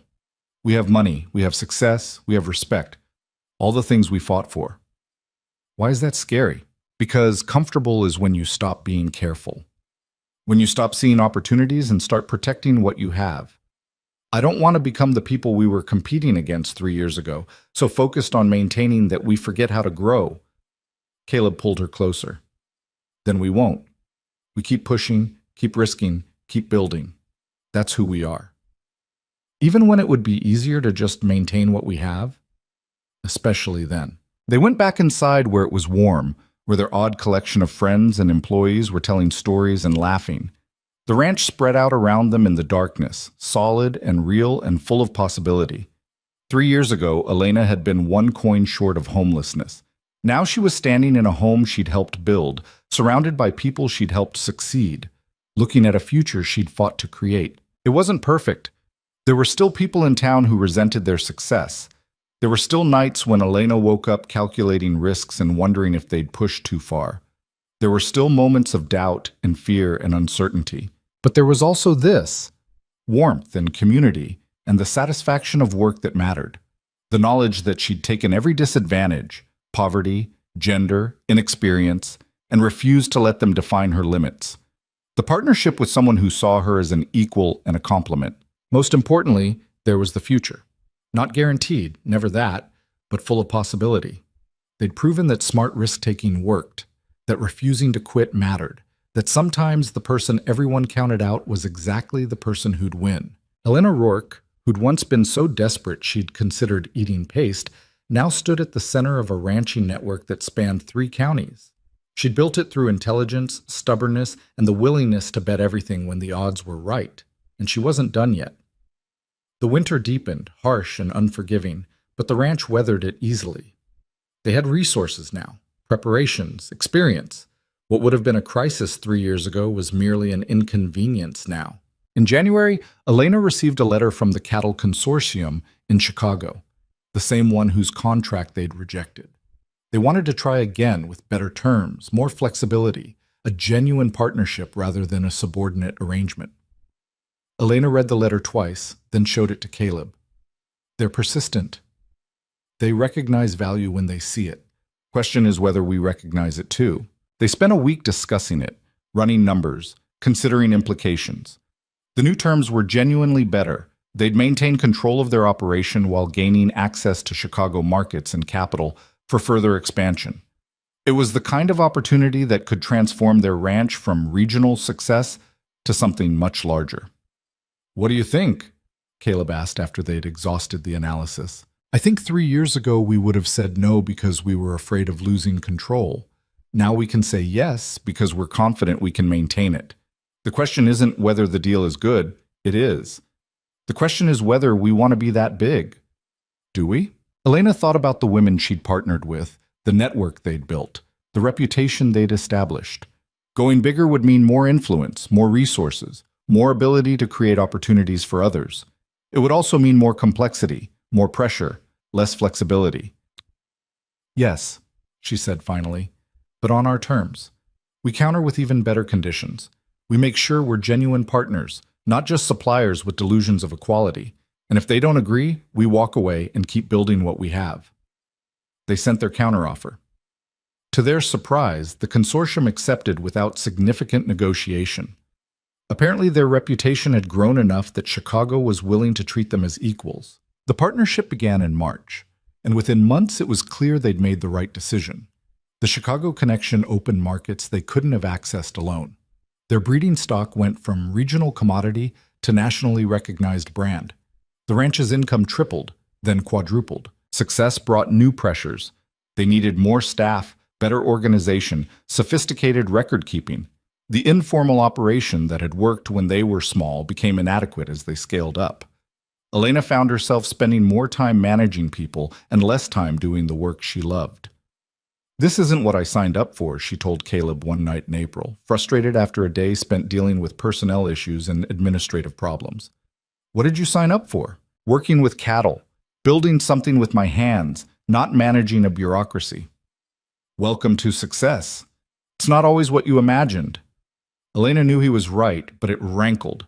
She'd fought so hard to escape poverty and build something real, and now that she'd succeeded, the success itself was pulling her away from the work that made it meaningful. The solution came from an unexpected source. Robert Chen, who'd grown from clerk to operations manager, sat down with Elena and Caleb in May. "You're both trying to do everything," he said bluntly. "You need to delegate. You hired good people. Let them do their jobs. You focus on strategy and decision-making. They handle implementation." "We can't just hand over control," Elena started. "You're not handing over control. You're distributing responsibility. There's a difference. You stay in charge of big decisions. They handle day-to-day operations. Otherwise, you're going to burn out trying to manage every detail of an operation that's too big for two people to run alone." It was obvious once he said it, but Elena had been so focused on maintaining hands-on involvement that she'd missed the forest for the trees. They spent the next month restructuring their operation, hiring managers for different divisions, creating clear hierarchies and responsibilities, building systems that didn't require their constant oversight. It felt like giving up control at first, but gradually Elena realized Robert was right. She wasn't losing control. She was gaining leverage. Now, when she made a strategic decision, an entire team implemented it instead of just her and Caleb scrambling to do everything themselves. By summer, the ranch was operating more smoothly than ever. Elena had time to return to the work she actually enjoyed, working with cattle, developing breeding strategies, consulting with partners. Caleb could focus on expansion and market development. The operation scaled up without collapsing under its own weight. They'd learned another lesson, this one about leadership. You couldn't build something big by doing everything yourself. You built it by creating systems and trusting good people to execute them. The town's attitude toward them had evolved too. They were no longer just successful, they were pillars of the community, whether they wanted to be or not. Elena found herself asked to serve on town councils, to mediate disputes, to provide financial backing for community projects. She'd gone from invisible to unavoidable. Martha Davenport had finally stopped spreading rumors, possibly because no one believed them anymore, possibly because even her bitterness had limits. Thomas Garrett, meanwhile, had rebuilt his operation with their help and was now one of their partnership ranchers. He'd swallowed his pride and admitted that Elena had been right about the drought. It had taken him 3 years, but he'd gotten there. In August, Elena turned 28. Caleb surprised her with a small celebration, just the core ranch staff and their partnership ranchers, nothing fancy. But standing there surrounded by people she'd worked with and fought alongside, Elena felt the weight of what they'd built. "Speech!" someone called out. Elena groaned. "I'm terrible at speeches." "Do it anyway," Caleb said, grinning. She stood up reluctantly. "Fine. 5 years ago, I was 1 coin short of homeless. I was hungry, desperate, and about 1 bad day from disappearing entirely. Then someone gave me a chance. Not charity, just an opportunity to prove myself. And I took it. I worked harder than I'd ever worked. I took risks that terrified me, and I refused to quit even when quitting would have been easier." She looked around at the faces watching her. "Some of you were there when I was struggling. Some of you came later. But all of you are part of what we've built here. This ranch, this network, this community, it exists because we chose to bet on each other. Because we decided that success didn't have to mean destroying others. Because we proved that you could be smart and fair at the same time." Elena paused, gathering her thoughts. "I don't know what the future holds. More challenges, probably. More risks. More times when we'll have to decide whether to play it safe or bet everything on our instincts. But whatever comes, I know we'll face it the same way we've faced everything else. Together, stubbornly, and with the absolute refusal to let circumstance dictate our limits. She raised her glass. To taking chances, to refusing to quit, and to proving that sometimes the person everyone counts out is exactly the person who wins. They drank to that, and the celebration continued long into the evening. Later, when most people had left and Elena and Caleb were cleaning up, he said, "That was a good speech." I meant every word.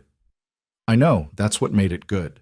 They finished cleaning and stood on the porch, looking out at the ranch that had become their shared life's work. The buildings they'd built or improved, the pastures they'd cultivated, the cattle that represented years of careful breeding and strategic risk-taking, the network of partnerships that spread across 3 states. It was theirs, not in the sense of ownership, though legally it was, but in the sense of creation. They'd built it from nothing, or rather from less than nothing, from debt and drought and desperation. Think we've made it? Caleb asked. Elena considered. Made it where? To whatever we were aiming for when we started. I don't think we were aiming for anything specific. Just trying to survive, then trying to build something, then trying to make it last. Maybe that's enough. Not having a destination, just having direction. That's almost philosophical. Blame the success. It's making me reflective. Caleb laughed and pulled her close. Whatever happens next, we face it together. Obviously, I'm not letting you make decisions alone. You'd play everything too safe. And you'd risk everything on a hunch. Exactly. That's why we work. They went inside, where it was warm and comfortable and theirs. The ranch stretched out around them in the darkness, solid and real and full of tomorrow's possibilities. They'd built something that mattered, something that would last beyond them. But more than that, they'd proven something fundamental about the frontier and about themselves. That success wasn't about luck or circumstances or advantages. It was about refusing to quit when quitting made sense. It was about taking calculated risks when everyone said you were crazy. It was about partnership and stubbornness and the absolute conviction that you deserved better than survival. Elena Voss had arrived in Ashford Crossing with 1 coin and no prospects.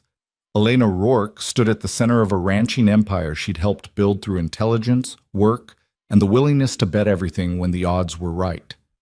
The transformation hadn't been smooth or easy. It had been hard-won through drought and debt and doubt. But it had been worth it. Every single difficult step had been worth it. The telegram arrived on a Tuesday morning in September, delivered by Billy Patterson, who was now 17 and too tall for his own coordination. He nearly tripped over the porch steps, handing it to Elena. "Urgent message from Chicago, Mrs. Rourke," he said, already backing away like the telegram itself might explode. Elena tipped him and opened it while he retreated. The words were brief and devastating. Market collapse imminent. Stop. Beef prices dropping 30%. Stop. Advise immediate action. Stop. She read it 3 times, each reading making her stomach sink further. They'd just committed to expanding their operation based on projections that assumed stable prices. They had contracts pending that would be worthless if prices dropped that much. Worse, they'd encouraged their partnership ranchers to expand too, based on the same assumptions. Caleb came out of the barn and saw her face. "What happened? Chicago says the market's about to crash. Beef prices dropping at least 30%, maybe more." "When?" "The telegram says imminent. Could be days, could be weeks." Caleb took the telegram, read it himself. His jaw tightened in the way it did when he was calculating bad scenarios. "If that's accurate, we're looking at serious losses. The expansion we planned would bankrupt us. And everyone we convinced to expand with us." Elena felt sick. "We pushed them to grow. We told them the market was strong. We were wrong." "We weren't wrong. The market was strong. Something changed." "It doesn't matter. We're still responsible for the advice we gave." They spent the rest of the morning in the office with Robert Chen, running numbers and scenarios. Every calculation looked worse than the last. If prices dropped 30%, they'd survive, but barely. If they dropped more, and market crashes tended to overshoot, they'd be in trouble. Their partnership ranchers, who had less cushion, would be devastated. "We need to warn them," Elena said. "Give them a chance to prepare." Robert looked up from his ledger. Warn them how? If we tell everyone to sell immediately, we flood the market ourselves and guarantee the crash. If we don't warn them, they get blindsided. There's no good option, Caleb said. Either we cause the problem or we let it happen. Pick your poison. Elena paced the office, mind racing. This was different from the drought. That had been a natural disaster, something no one could control. This was market forces, human decisions, the collective panic of thousands of buyers and sellers all trying to protect themselves. And somehow she had to find a way to navigate it without destroying everyone who'd trusted her judgment. "What if we don't sell?" she said slowly. Both men looked at her like she'd suggested jumping off a cliff. "Hear me out," Elena continued. "Everyone's going to panic and sell, right? That's what causes crashes, too much supply, not enough demand. But what if we do the opposite? What if we buy?" "Buy during a crash?" Robert's voice was carefully neutral, the tone of someone trying not to call their boss insane. "With what money?" "We've got credit from the Chicago partnership. Lines of credit we haven't touched. What if we use them to buy cattle when everyone else is selling? Prices will be at rock bottom. We'd be getting premium stock for pennies on the dollar." Caleb was staring at her. "That's the same strategy we used during the drought. Because it worked during the drought. Buy low, wait for recovery, sell high. Basic economics. The drought had a natural endpoint. Markets can stay crashed for years, or they can recover in months. Beef consumption isn't going away. People still need to eat. This is panic, not fundamental change. Panic creates opportunity." Robert cleared his throat. "If I may offer a perspective, this is either brilliant or catastrophic, and the difference depends entirely on factors we can't control. If you're right about recovery timing, you'll multiply your holdings. If you're wrong, you'll lose everything including the credit lines, which means bankruptcy." "So, same odds as the drought," Elena said. "Worse odds," Caleb corrected. "During the drought, we were betting on weather. This is betting on human psychology and market dynamics. Way more variables." Elena knew he was right. This was riskier, more complicated, less predictable. But the alternative was watching everything they'd built slowly erode, along with everyone who'd trusted them. At least this way they had a chance at not just surviving, but winning. "What about our partnership ranchers?" she asked. "We warn them what's coming, give them the option to sell now before prices crash completely. Take smaller losses instead of catastrophic ones. And if they ask what we're doing, we tell them the truth, we're buying. They can join us or protect themselves. Their choice." Caleb studied her face for a long moment. "You're really willing to bet everything again, after we just got stable?" "Stability is an illusion. We're either growing or dying. There's no maintaining in this business. You taught me that." "Pretty sure you taught me that." "Then we taught each other. Point is, we take the risk or we slowly lose what we've built. I'd rather go down swinging than watch us suffocate from caution." Robert diplomatically excused himself, leaving them alone in the office. Caleb moved to the window, looking out at the ranch they'd built together. Elena could see the tension in his shoulders, the weight of the decision pressing on him. "Sarah died because I let her take risks that killed her," he said quietly. "I swore I wouldn't make that mistake again. But here you are, proposing we bet everything, and I'm actually considering it." Elena went to stand beside him. "Sarah died from pneumonia, not from risk-taking. And I'm not her. I'm not you. We're different people making different choices in different circumstances." "Are we? Or are we just repeating the same patterns with different details?" "Does it matter? Every choice is a risk. Playing it safe is a risk. Doing nothing is a risk. At least this way we're choosing our risk instead of having it chosen for us." Caleb turned to face her. "If this goes wrong, then we'll have failed spectacularly while trying something audacious. I can live with that. Can you?" He smiled despite everything. "You're going to be the death of me. Or the making of you. Coin flip, really." They spent the next week executing their plan. Elena wrote out to each partnership rancher personally, explaining what was coming and giving them honest assessments of their options. Some chose to sell immediately, taking small losses to avoid catastrophic ones. Others, inspired by Elena's confidence or their own stubbornness, decided to hold and even buy more. Catherine Miller was one of the buyers. "You were right about the farm," she said. "You were right about the breeding program.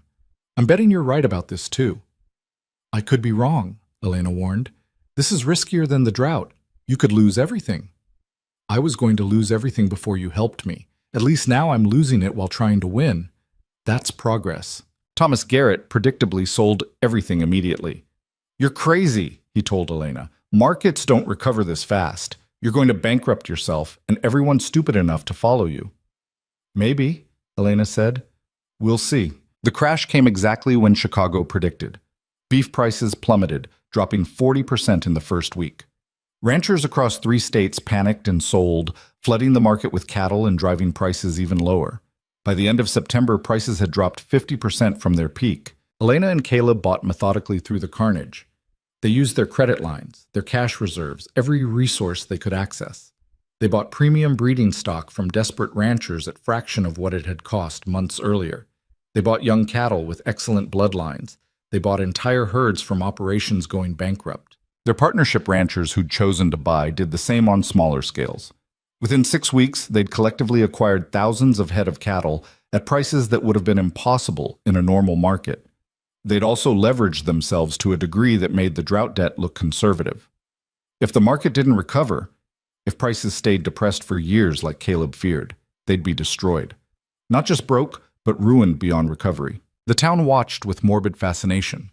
Elena could feel the speculation every time she went into Ashford Crossing. Would the Rourkes survive this gamble? Were they geniuses or fools? The betting, she suspected, was fairly even. October brought the first signs that maybe they hadn't been completely crazy. Demand started firming up. Chicago and eastern markets, which had pulled back during the panic, began buying again. Not aggressively, but steadily. Prices stabilized, then inched upward. It's not recovery yet, Robert warned. Could just be a dead cat bounce before another drop. But November brought more improvement. Prices climbed 10%, then 15%. The cattle they'd bought at crash prices were now worth significantly more. Not profit yet.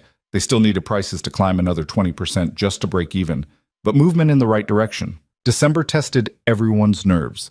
Prices plateaued, neither climbing nor falling. Every day felt like waiting for a verdict. The ranch's operations continued, but the underlying tension was constant. They'd bet everything on recovery. If it didn't come, they were finished. Elena found herself unable to sleep most nights.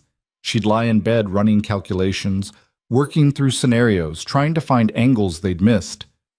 Caleb wasn't sleeping much either. They'd wake at 3 in the morning and just look at each other in the dark, both thinking the same thing.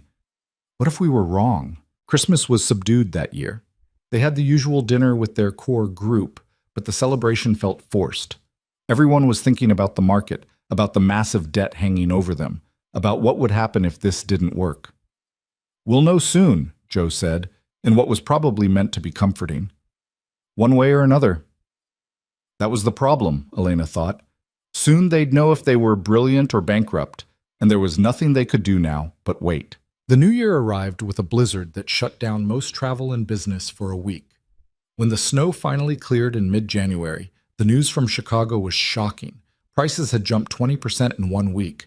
Pent-up demand from the holiday season, combined with reduced supply from all the ranchers who'd sold during the panic, had created a shortage. Markets were scrambling to find cattle. Elena and Caleb stood in the office staring at the telegram that confirmed it. They were profitable. Not just break-even, but genuinely profitable. The cattle they'd bought at crash prices were now worth double or more. Their gamble had paid off. We did it, Caleb said, sounding almost surprised. We did it, Elena echoed, waiting for relief or joy or something. Instead, she just felt exhausted. Robert came in with updated calculations.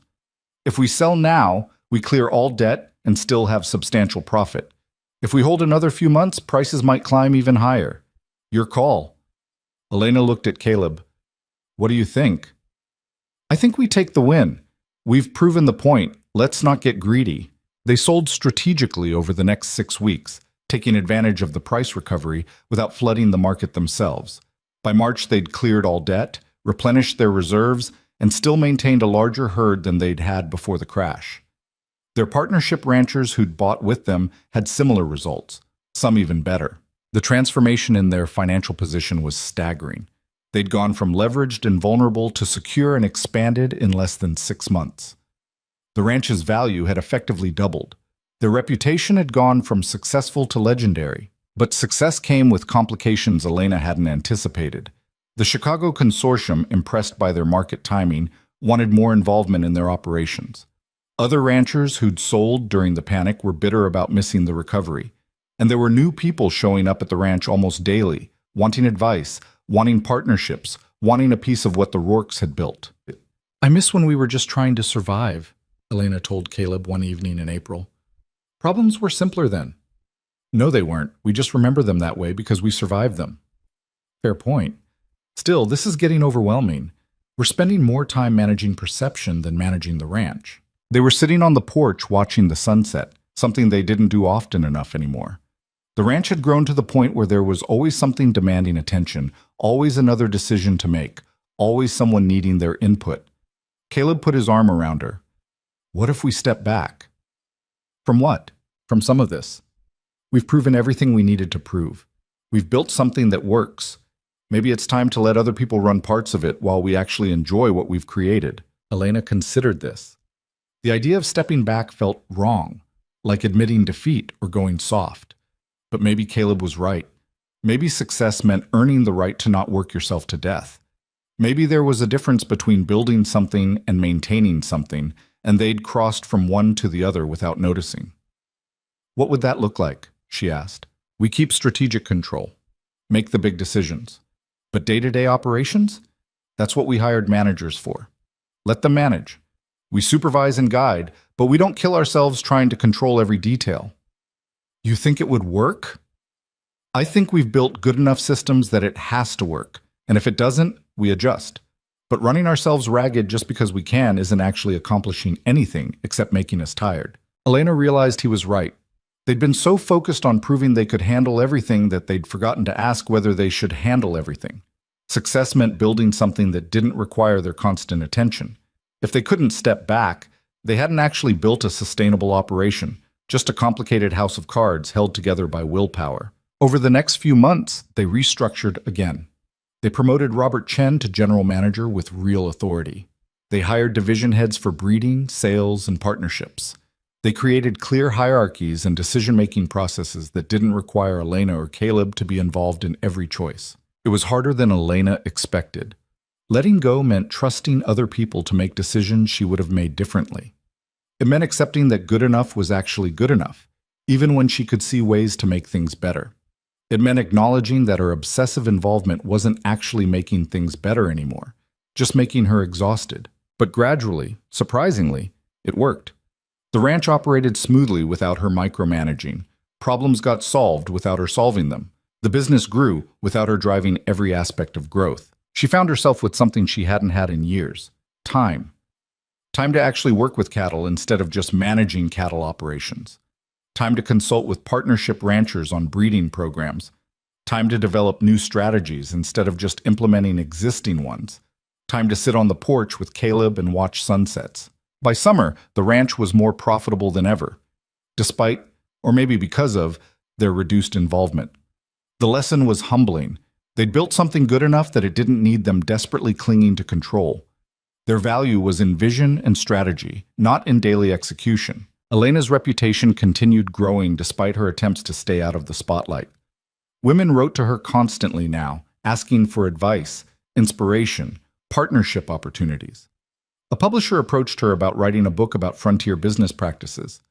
A women's college in the East wanted her to speak about success in male-dominated industries. She turned down most of it. The book felt presumptuous. She was 30 years old, hardly qualified to write definitive guidance.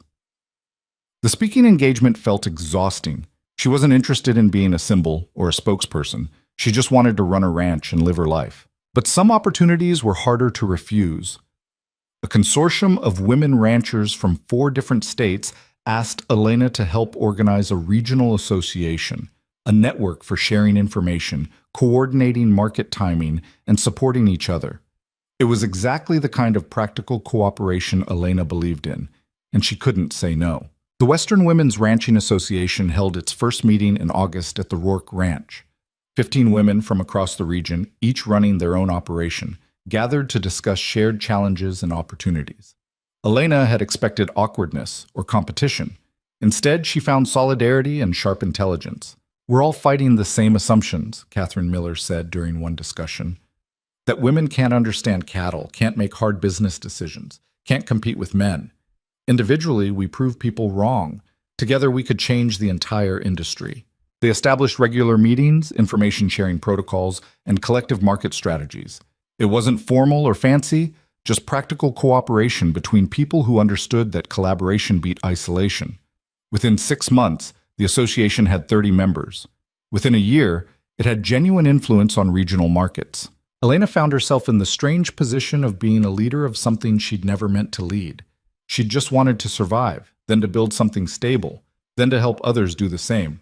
Somehow that had transformed into being the anchor of a network that was quietly reshaping how ranching worked in 3 states. "You've become what you were trying to avoid," Caleb observed one evening. "A symbol, a leader, someone people look to." "I hate it." "No, you don't. You hate the attention, but you love the work. There's a difference." Elena considered this. He was right, as usual. She did love the work, building networks, solving problems, creating opportunities. What she hated was the pedestal people kept trying to put her on, as if she was somehow special rather than just stubborn and lucky. Fall brought another crisis, this one personal rather than professional. Joe, who'd been with Caleb since before Elena arrived, had a stroke in October. It wasn't fatal, but it was serious enough that he couldn't work anymore. He was 73 and had spent 50 of those years doing hard physical labor. His body had finally said enough. Elena and Caleb visited him at the small house he'd built on ranch property. He looked diminished in bed, frustrated by weakness, angry at his body's betrayal. "This is humiliating," he said. "Can't even feed myself properly." "You're recovering," Elena said. "Give it time." "I don't have time to give. I'm used up, Elena, worn out." This is how it ends. This is how one chapter ends. The next chapter is you recovering and letting us take care of you for once instead of the other way around. Joe's eyes were wet. "I don't have anything saved. No family to take me in. I'm going to be a burden." Caleb leaned forward. "You've worked this ranch for 15 years, helped build everything we have. You think we're going to abandon you now? You've got a house here for as long as you need it. Income from the ranch for as long as you live. You're family, Joe. Family doesn't get abandoned." Elena watched Joe try to hold back tears and fail. This tough old man who'd survived decades of frontier hardship, brought low by simple kindness. She reached out and took his hand. "You gave me a chance when I didn't know a fence post from a barn door.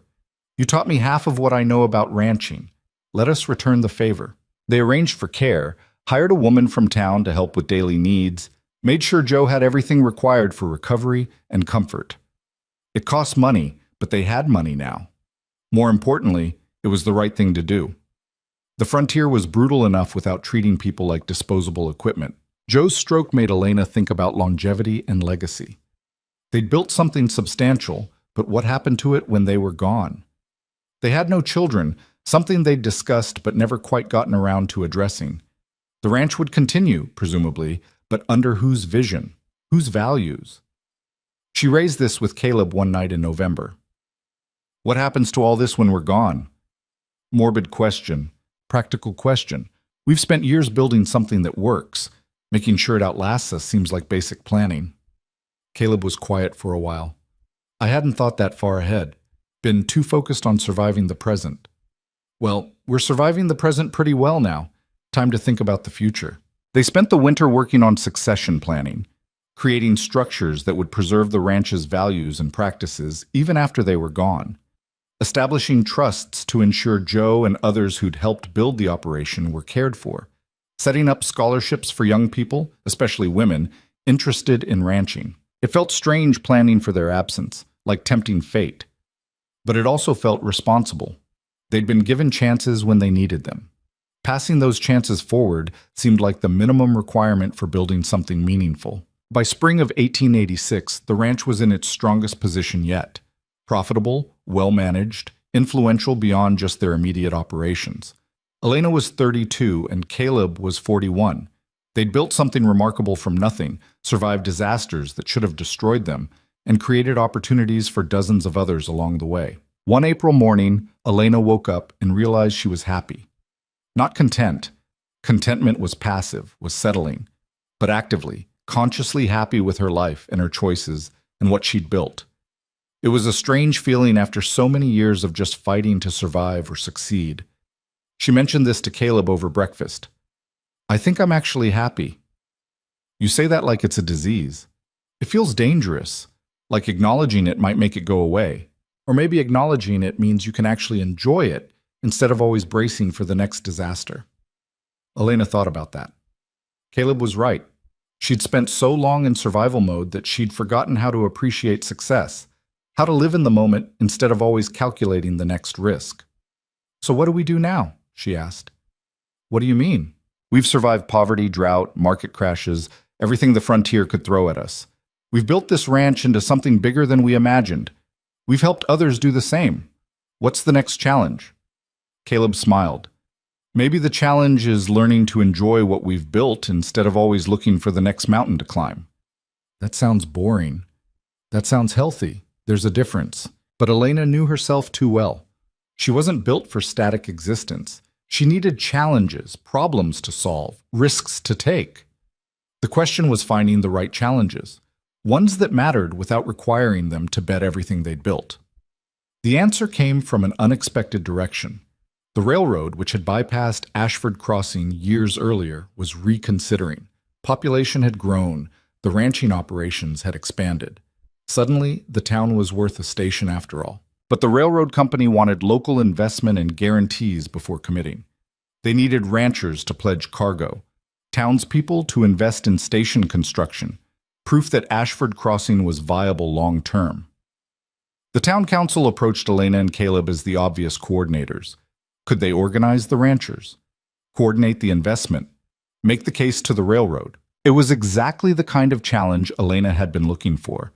Not just building their own operation, but building infrastructure that would benefit everyone, not just surviving, but shaping the region's future. We'd be committing significant time and resources, Caleb warned. This isn't our ranch, it's community organizing, different skill set. But same principles, Elena countered. Identify what people need, create systems that work, convince people to cooperate instead of competing. We've been doing this at ranch scale. Why not regional scale? They spent the next 6 months as de facto community organizers. Elena coordinated the ranchers, building consensus around railroad commitments and convincing skeptics that cooperation beat isolation. Caleb worked with townspeople on investment structures and station planning. Together, they built a coalition that gave the railroad enough confidence to commit. The announcement came in October. Ashford Crossing would get its station. Construction would start the following spring.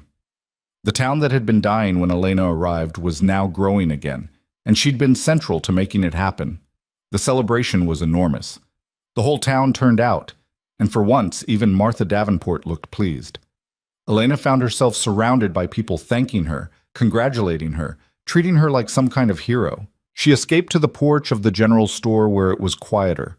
Caleb found her there a few minutes later. Hiding from your admirers? Trying to. Why do people think this was all me? It was everyone working together. Because you organized everyone. You convinced people to cooperate. Leadership matters, Elena. You can be uncomfortable with that, but it's still true. Elena looked out at the celebrating crowd. The town that had once watched her nearly starve was now celebrating success she'd helped create.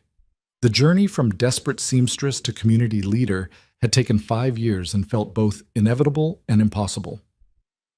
You know what the weirdest part is? She said. I spent so long just trying to survive that I never thought about what came after survival, about what you do when you've actually won. You find new challenges, or you enjoy the victory, or both. Which do you want to do? Caleb pulled her close. Both. I want to keep building things with you, but I also want to enjoy what we've built. I want to sit on our porch and watch sunsets. I want to travel and see places that aren't drought-stricken or market crashed. I want to have a life, not just a successful operation. Elena leaned against him, watching the celebration. That sounds good. That sounds really good. They stayed there on the porch, while the town celebrated below. Two people who'd found each other when they were both struggling, who'd built something remarkable together, who'd survived everything the frontier had thrown at them. They'd proven that intelligence and stubbornness could beat circumstance, that strategic risk-taking worked, that you could build something real from nothing if you refused to quit. Most importantly, they'd proven that partnerships, real partnerships built on equality and respect, could accomplish what individuals couldn't. They'd made each other better, stronger, more capable. The ranch was theirs, but it was also proof that together they were greater than the sum of their parts. The sun set over Ashford Crossing, painting everything gold. Elena thought about that first sunset 5 years ago, when she'd been one coin short of homeless and too proud to beg. She'd come so far from that desperate woman counting her last pennies, but in some ways she was still that woman, still stubborn, still proud, still refusing to break no matter what the world threw at her. The difference was now she had something worth fighting for, not just survival, but a life she'd built deliberately. Not just success, but meaningful success that helped others. Not just existence, but purpose. "Ready to go home?" Caleb asked. Elena smiled. Home. 5 years ago, she hadn't had one. Now she had a ranch, a partnership, a network, a community. She'd built all of it from nothing through work and will, and the absolute refusal to let circumstances dictate her limits. "Yeah," she said, "let's go home." They walked back to the ranch under emerging stars, two people who'd bet on each other and won. The future stretched ahead, uncertain as always, but full of possibility. Whatever came next, new challenges or earned rest or some combination of both, they'd face it together. That was enough. That was everything. The years that followed the railroad announcement should have been easy. That's what Elena kept telling herself during the sleepless nights of 1887 when complications kept multiplying like weeds in untended ground. Success, she was learning, didn't solve problems. It just traded them for different, more expensive ones. The railroad construction brought an influx of workers, which brought temporary prosperity, but also tensions. Longtime residents resented the newcomers. Businesses struggled to keep up with demand. Property values spiked, pricing out people who'd lived in Ashford Crossing for decades. The town council meetings devolved into shouting matches about growth and change and who deserved to benefit from the railroad they'd all fought to bring. Elena found herself mediating disputes she had no business mediating. A shopkeeper and a construction foreman got into a fistfight over prices. Two ranchers nearly shot each other over water rights complicated by new development. The boarding house owner, not Mrs. Chen, who'd retired, tried to triple rents overnight, sparking near riots. "This is what we wanted," Caleb said after a particularly brutal council meeting in March.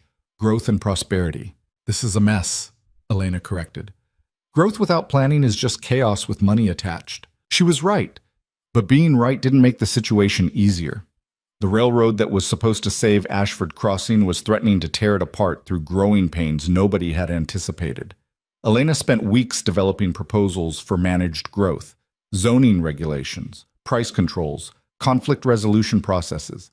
The council adopted half of them, butchered the other half, and blamed Elena when things still went wrong. "You can't make everyone happy," Robert Chen reminded her after one particularly vicious council meeting where she'd been accused of favoritism, incompetence, and secret profiteering all in the same breath. "Some people just want someone to blame." Elena knew that intellectually. Emotionally, it was harder. She'd spent years building goodwill and reputation, and watching it get shredded by people who wanted simple answers to complicated problems was exhausting. The ranch itself was thriving, which somehow made everything else harder. They were profitable enough that money wasn't a concern, which meant Elena couldn't use financial pressure as an excuse to avoid community obligations. The breeding program was so successful, they had waiting lists for their cattle. The partnership network had expanded to 7 states. By every objective measure, they'd won. So why did Elena feel like she was losing? She finally admitted the truth to Caleb one night in April. They were in bed, both too tired to sleep, both thinking about the 100 problems that needed solving tomorrow. "I don't know what I'm doing anymore," Elena said to the darkness. "With the ranch, I understand the rules. With business, I can see the patterns. But this community leadership thing? I'm making it up as I go and hoping I don't destroy everything by accident." "You're doing fine." "I'm not. Half the town loves me, half hates me, and I have no idea which half is right. Maybe both, maybe neither." Caleb rolled over to face her. "You want to quit?" "Yes. No, I don't know." Elena rubbed her eyes. "I want to go back to when the problems were simple, when success meant surviving another week, when I knew exactly what I was fighting for." "You're fighting for the same thing, just on a bigger scale." "It doesn't feel the same. It feels like I'm responsible for things I can't control, making decisions that affect people I'll never meet, trying to predict consequences I can't see." "I'm tired, Caleb. Really tired." He pulled her close. Then we stepped back. We've got good managers. The ranch runs itself. The partnership network has other leaders. We don't have to be the solution to every problem. People always expect more than anyone can give. That's not your failure. That's just how people are. Elena wanted to believe him, wanted to think she could step back without everything collapsing. But years of being the person who fixed things had trained her to see every problem as her responsibility. The idea of letting go felt like abandonment. The decision was made for her in May when Catherine Miller showed up at the ranch looking worried. Catherine's operation had grown substantially over the past few years, but growth had brought challenges she wasn't equipped to handle. "I need advice," Catherine said without preamble. "I've got a buyer from Kansas City offering to purchase my whole operation. Good price, clean deal. But taking it means giving up everything I've built." Elena and Catherine sat on the porch while Caleb tactfully disappeared. This was the kind of conversation that needed space and honesty. "What do you want to do?" Elena asked. "That's the problem. I don't know. The money would set me up for life, but the ranch is my life. Selling it feels like selling myself." Elena understood that feeling intimately. "Is this buyer someone who'd continue what you've built, or gut it for parts?" "Continue it, probably. He's legitimate, but it wouldn't be mine anymore. I'd just be the woman who had a ranch once, a past tense." They sat in silence for a while. Elena thought about her own journey, from desperate seamstress to successful rancher to reluctant community leader. Each step had felt necessary at the time, but looking back, she couldn't say if the path had been inevitable or just the one she'd chosen without realizing there were alternatives. "Can I tell you something honestly?" Elena said. "Something I haven't admitted to anyone, including myself?" "Please." "Sometimes I wish I'd stayed small, kept the ranch at a manageable size, avoided the partnerships and the expansion and all this responsibility. Just run a good operation and lived a quiet life." Catherine looked shocked. "You're the most successful rancher in 4 states. You've built something incredible." "I've built something big. I'm not sure that's the same as incredible, and I'm definitely not sure it's made me happier than I would have been staying small." "So you think I should sell?" "I think you should decide what success actually means to you, not what it means to other people, not what it's supposed to mean, what it means to you, specifically, right now." Catherine absorbed that. "And if I don't know, then you figure it out before you make irreversible decisions, because I've spent years chasing what I thought success looked like, and I've achieved it, and I'm still not sure if I made the right choices." "Don't do what I did. Think first." After Catherine left, Elena sat on the porch alone for a long time. The conversation had forced her to confront truths she'd been avoiding. She'd achieved everything she'd set out to achieve and more. The ranch was successful, the partnerships were thriving, the community was growing. She'd proven every doubter wrong and exceeded every expectation. And she was miserable. Not all the time. There were still good moments, still satisfaction in work well done, still joy in partnership with Caleb. But underneath it all was a persistent dissatisfaction, a sense that somewhere along the way she'd taken a wrong turn without noticing. Caleb found her there as the sun was setting. He sat down without speaking, just present. After a while, Elena said, "I think I need to make some changes." "What kind of changes?" "Big ones. Scary ones. The kind that might make people think I'm crazy or giving up or failing." "Tell me." Elena took a breath. "I want to sell most of our partnership stakes, keep a few key relationships, but get out of the network management business. I want to step back from community leadership, let other people fight about the railroad and growth and all of it. I want to shrink our operation back down to something we can actually manage ourselves without an army of employees." Caleb was quiet for a long moment. "That's not what I expected you to say." "Are you disappointed?" "Relieved, actually. I've been watching you kill yourself trying to be everything to everyone. Thought I'd have to convince you to slow down. Didn't expect you to figure it out yourself." "I'm not sure I've figured it out. I'm just sure I can't keep doing this. We've achieved success. Maybe it's time to figure out if we can achieve happiness." They spent the next 3 months methodically restructuring their lives. The partnership network was transitioned to a cooperative structure where decisions were shared among all members instead of funneled through Elena. Most of their expansion investments were sold to other ranchers at fair prices. Their staff was reduced back to core members who actually wanted to do ranch work rather than manage an empire. The response was predictable. Some people were supportive, others accused them of abandoning their responsibilities, of giving up, of betraying people who'd trusted them. The Chicago Consortium was particularly unhappy about losing their star partners. Several partnership ranchers felt abandoned, even though the cooperative structure gave them more control, not less. Elena discovered she cared less about the criticism than she'd expected. Maybe she was finally learning that you couldn't please everyone, and trying to do so was just a path to pleasing no one, including yourself. By fall, the transformation was largely complete. The ranch was back to something resembling its size and scope from 3 years earlier, profitable, manageable, focused on quality over quantity. Elena found herself doing actual ranch work again instead of endless management meetings. The days were long and physical, and deeply satisfying in ways she'd forgotten were possible. "You seem lighter," Joe observed one afternoon. His recovery had been slow but real. He couldn't do heavy work anymore, but he could still sit on the porch and offer commentary, which he considered his primary job now. Lighter how? Less like you're carrying the weight of everyone's expectations. More like you're just living your life. Elena thought about that while checking a cow that looked ready to calve soon. Joe was right. She did feel lighter. The constant pressure to grow, to expand, to prove herself over and over, it was gone. In its place was simple satisfaction in work that mattered without needing to matter to everyone. The railroad was completed in October, bringing the promised connection to larger markets and easier transport. The town celebrated with a dedication ceremony that Elena attended but didn't speak at. Others gave speeches about vision and progress and community achievement. Elena just watched and felt proud of something she'd helped build without needing credit for building it. Afterward, Martha Davenport approached her, a rare occurrence that immediately put Elena on guard. "I hear you've been selling off your interests," Martha said.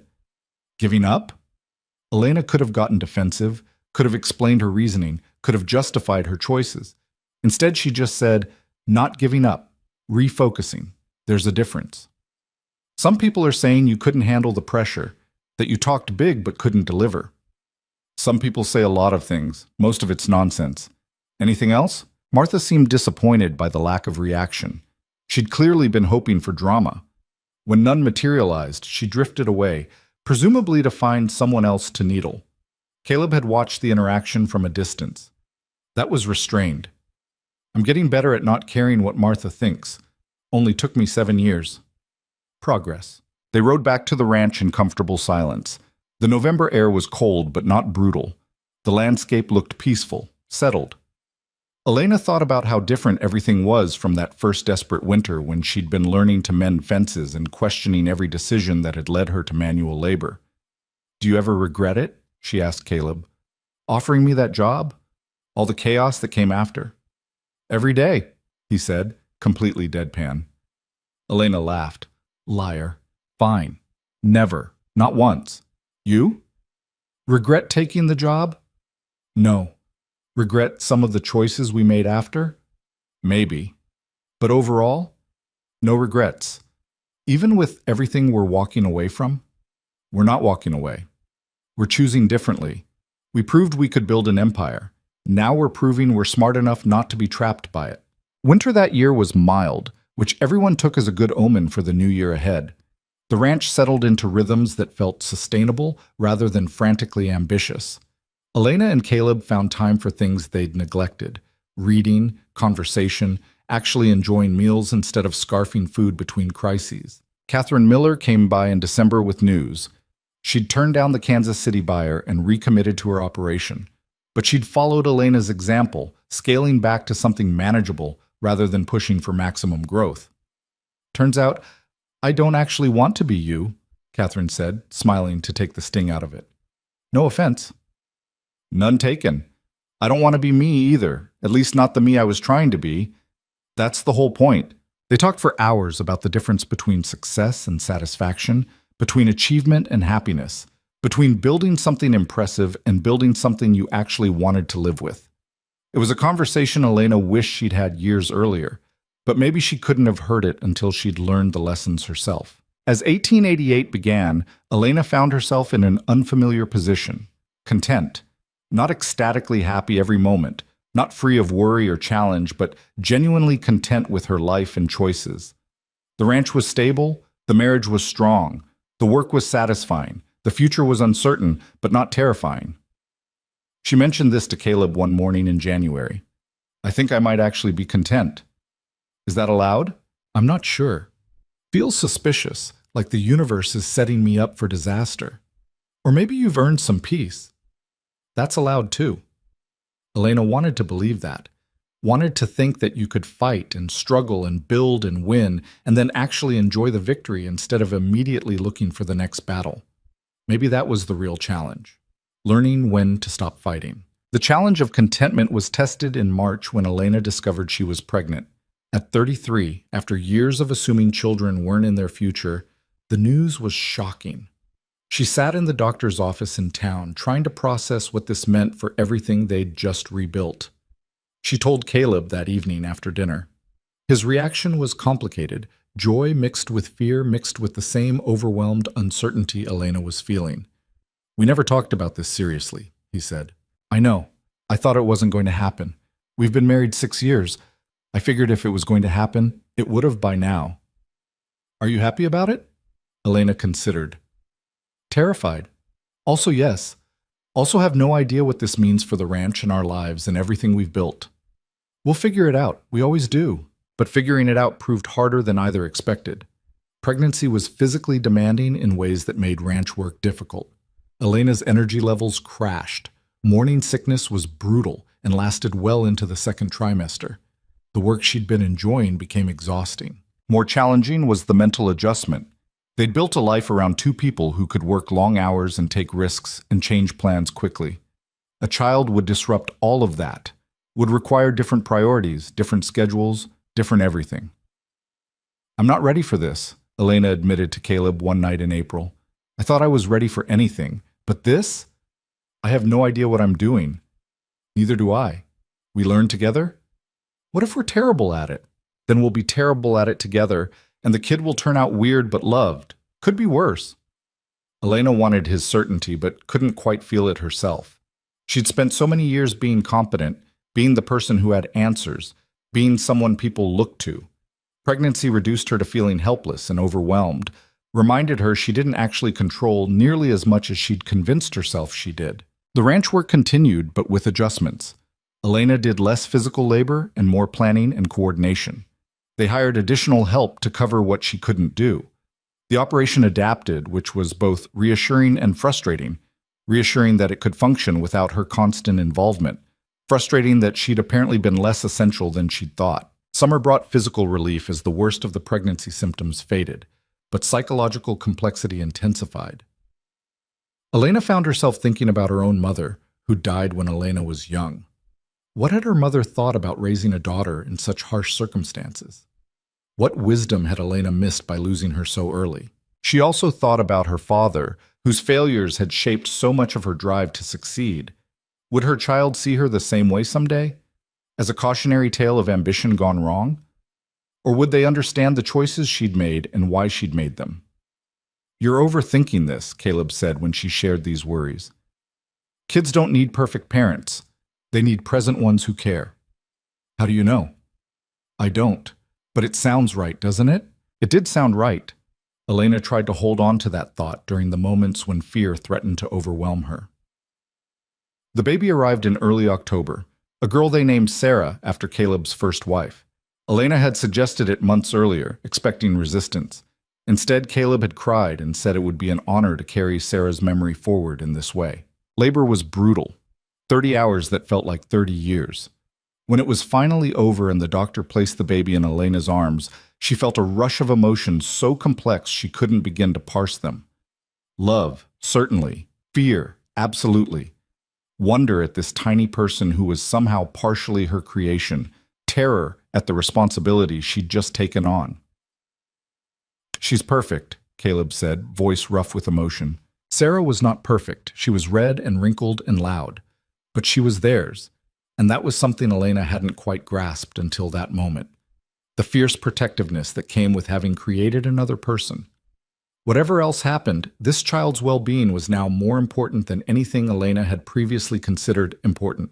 The first few months were harder than anything Elena had experienced, including poverty and drought and market crashes. Sleepless nights, constant feeding, the anxiety of not knowing if you were doing anything right. The ranch faded to background concern. Business decisions waited. Everything narrowed to the basic cycle of caring for this tiny, demanding creature. "I used to think running a ranch was hard," Elena said to Caleb one morning after a particularly sleepless night. "I was an idiot. Running a ranch is easy. This is hard. But we're doing it. Are we? How do we even tell?"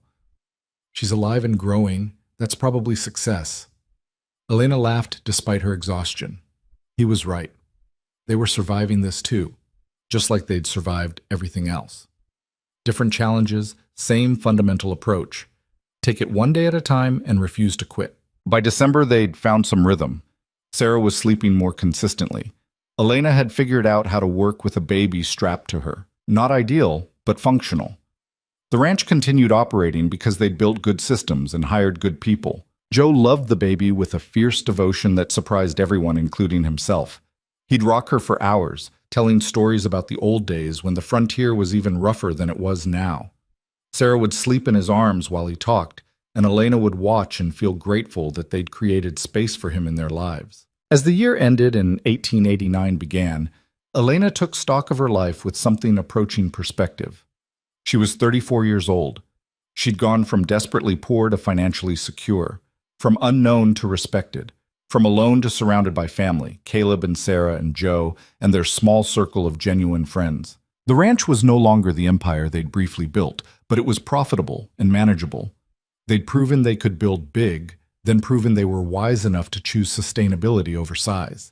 That felt like genuine success rather than just impressive achievement. Most importantly, Elena had learned something crucial. Success wasn't a destination you arrived at and then lived happily ever after.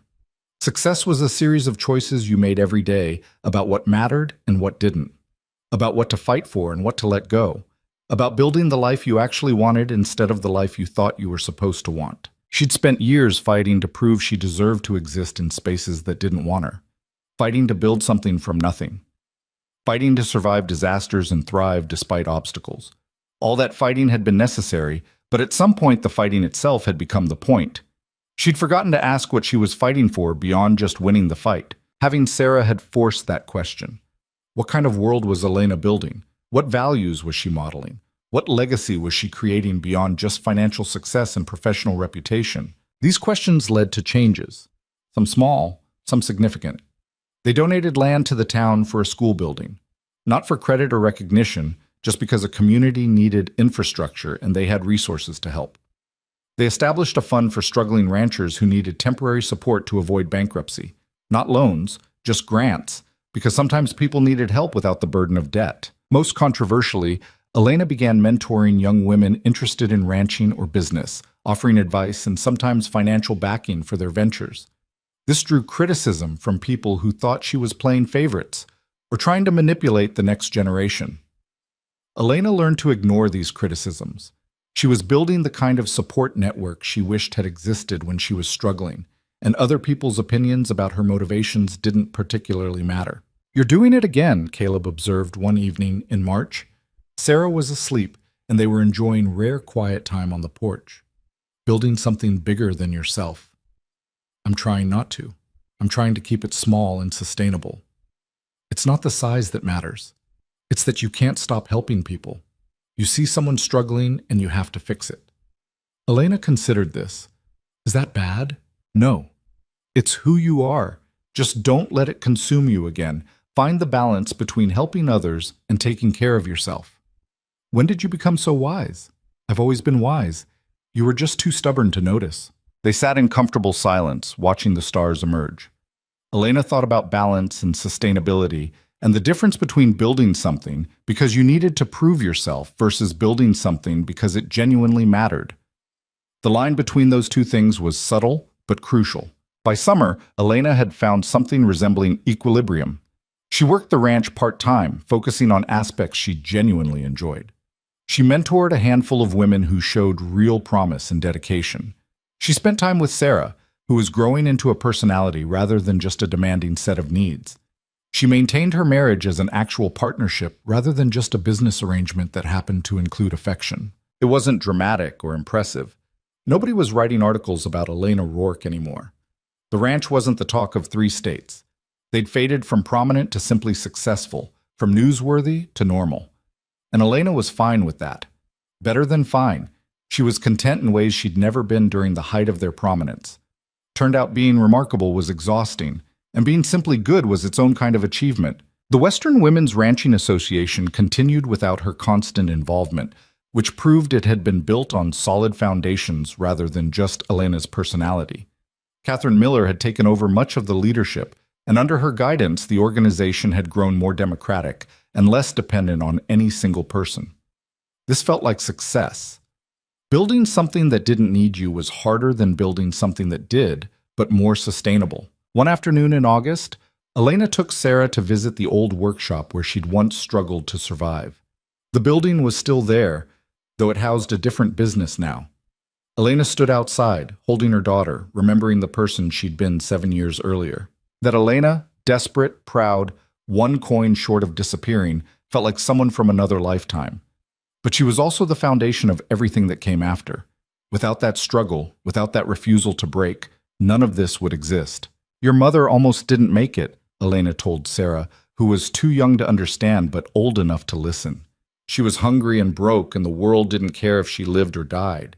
But she chose to live, chose to fight, chose to take help when it was offered, even though her pride screamed that accepting help was the same as admitting defeat.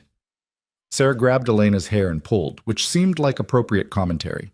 "Point taken," Elena said. "I'm being dramatic. But it's true, little one. The life you have, the ranch, the family, the security, exists because your mother was too stubborn to quit and your father was kind enough to give her a chance. Remember that when you're older. Remember that your circumstances don't define your possibilities. You define your possibilities by refusing to let circumstances have the last word." Walking back to the ranch, Elena thought about legacy and meaning and what mattered in the end. She'd achieved financial success, built a respected operation, proven doubters wrong, helped others succeed. Those were real accomplishments. But what she was most proud of was simpler. She'd survived when survival seemed impossible. She'd built a life worth living when life had seemed determined to break her. That was the real victory, not the ranch's profitability or her reputation or the partnerships she'd created, just the basic fact of having refused to disappear when disappearing would have been easier. Fall brought the usual preparations for winter, but this year they felt different. Sarah was walking now, toddling around getting into everything. Joe was declining slowly but peacefully, surrounded by people who cared about him. The ranch was stable and profitable without requiring constant crisis management.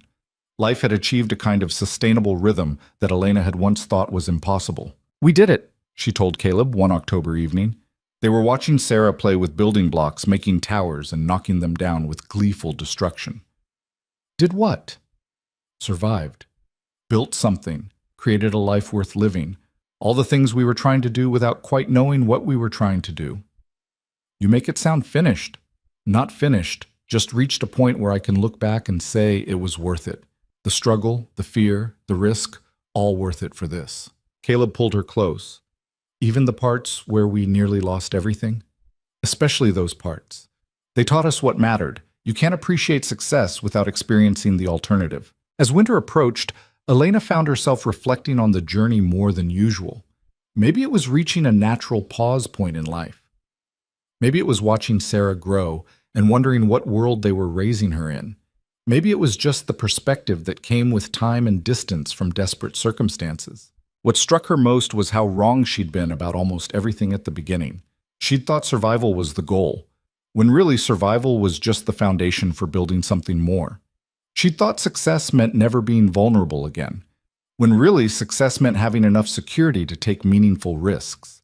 She'd thought strength meant never needing help, when really strength meant accepting help and using it to build something greater than you could alone. Most surprisingly, she'd thought happiness would come from achieving specific milestones: financial security, professional respect, proven competence.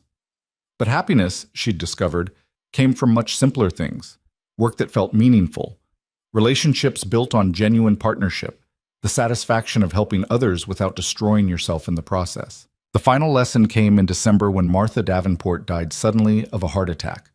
Elena attended the funeral and felt genuine sadness, Not for the person Martha had been, bitter and resentful to the end, but for the person she could have been if she'd learned to let go of resentment.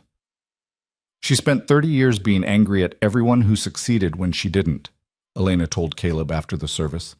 What a waste. What a terrible waste of a life.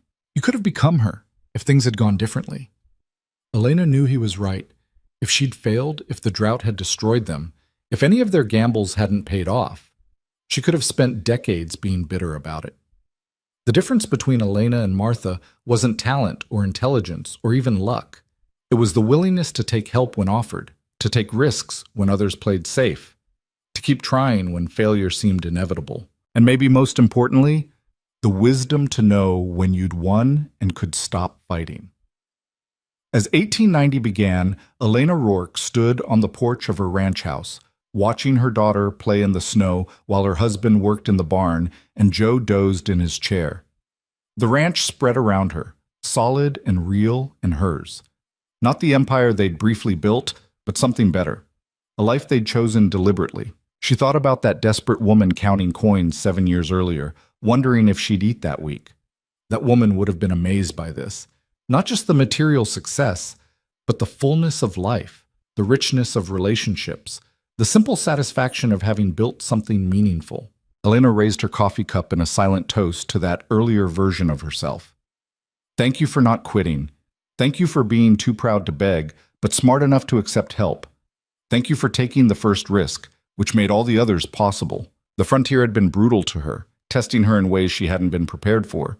But she'd been brutal right back, refusing to break, refusing to disappear, refusing to let circumstance dictate her limits. She'd taken one coin and one chance and turned them into a life worth living. That was the real story. Not rags to riches, not a simple arc of struggle to triumph, just one stubborn woman who refused to quit, one patient man who gave her a chance, and a series of choices that somehow added up to meaning. Sarah called out, wanting to show her mother a snowman she'd started building. Elena set down her coffee and went to help, boots crunching in the snow. Behind her, the ranch stood solid against the winter sky. Ahead of her, her daughter laughed and played, secure in a world Elena had fought to create. 7 years from desperate to content, from invisible to respected, from alone to surrounded by family. The journey hadn't been smooth or easy or what she'd expected, but it had been hers, and she'd walked it with courage and stubbornness and eventually wisdom. In the end, that was enough. Not perfection, not complete victory, not a life without struggle or doubt. Just enough. Enough love, enough security, enough meaning, enough satisfaction. After spending years fighting for more, Elena had finally learned to appreciate enough. And in that appreciation, she found something she'd been chasing without knowing it. Peace. Not the absence of challenge or risk or uncertainty, but the deep peace that came from knowing she'd fought the fights that mattered, built something worth building, and created a life she could look back on without regret. The snow kept falling. Sarah kept laughing. Caleb emerged from the barn and waved. Joe woke up and called for coffee. The ranch continued its rhythms, unconcerned with drama or destiny, just existing steadily through another winter day. Elena stood in the middle of it all and smiled. This was success. Not the impressive kind that made headlines, but the real kind that made life worth living. And after everything she'd survived and overcome and built, real success was exactly what she'd earned. The future would bring new challenges, certainly. Life didn't stop testing you just because you'd won some battles. But Elena had learned she could face those challenges, not alone, but with partnership and community and the hard-won wisdom that came from refusing to quit when quitting would have been easier. She'd started with one coin and no prospects. She'd built a ranch, a reputation, a family, a legacy. But more than any of that, she'd built herself, transformed from desperate seamstress to confident rancher, from isolated survivor to community pillar, from someone fighting for basic existence to someone choosing how to live meaningfully. That transformation was the real victory. Everything else, the ranch, the success, the respect, was just evidence of what happened when you refused to let the world's assessment become your reality. Elena Voss had arrived in Ashford Crossing, ready to disappear. Elena Rourke stood in the same town as someone who mattered, someone who'd built something real, someone whose story proved that circumstances might shape you, but they didn't have to define you. And that story, built from desperation and determination and one rancher's willingness to take a chance, was just beginning to show its full meaning in the life of a daughter who would grow up knowing that she came from strength, that her mother had fought for every good thing they had, and that sometimes the bravest thing you could do was simply refuse to quit. The snow continued falling on the ranch, covering everything in clean white. Inside the house, dinner would need preparing soon. Tomorrow would bring work and decisions and the ongoing task of living deliberately. But for now, in this moment, Elena just stood and appreciated what she'd built. Not perfectly, not without mistakes, but honestly and with everything she had. That, in the end, was all anyone could do. Fight for what mattered, build what you could, love the people who deserved it, and refuse to let defeat have the final word. Elena had done all of that and more. And as she watched her daughter play in the snow of a ranch she'd helped build from nothing, she knew deeply, certainly, peacefully, that every hard choice, every risk taken, every moment of doubt overcome had been worth it. This was the life she'd fought for, and it was enough.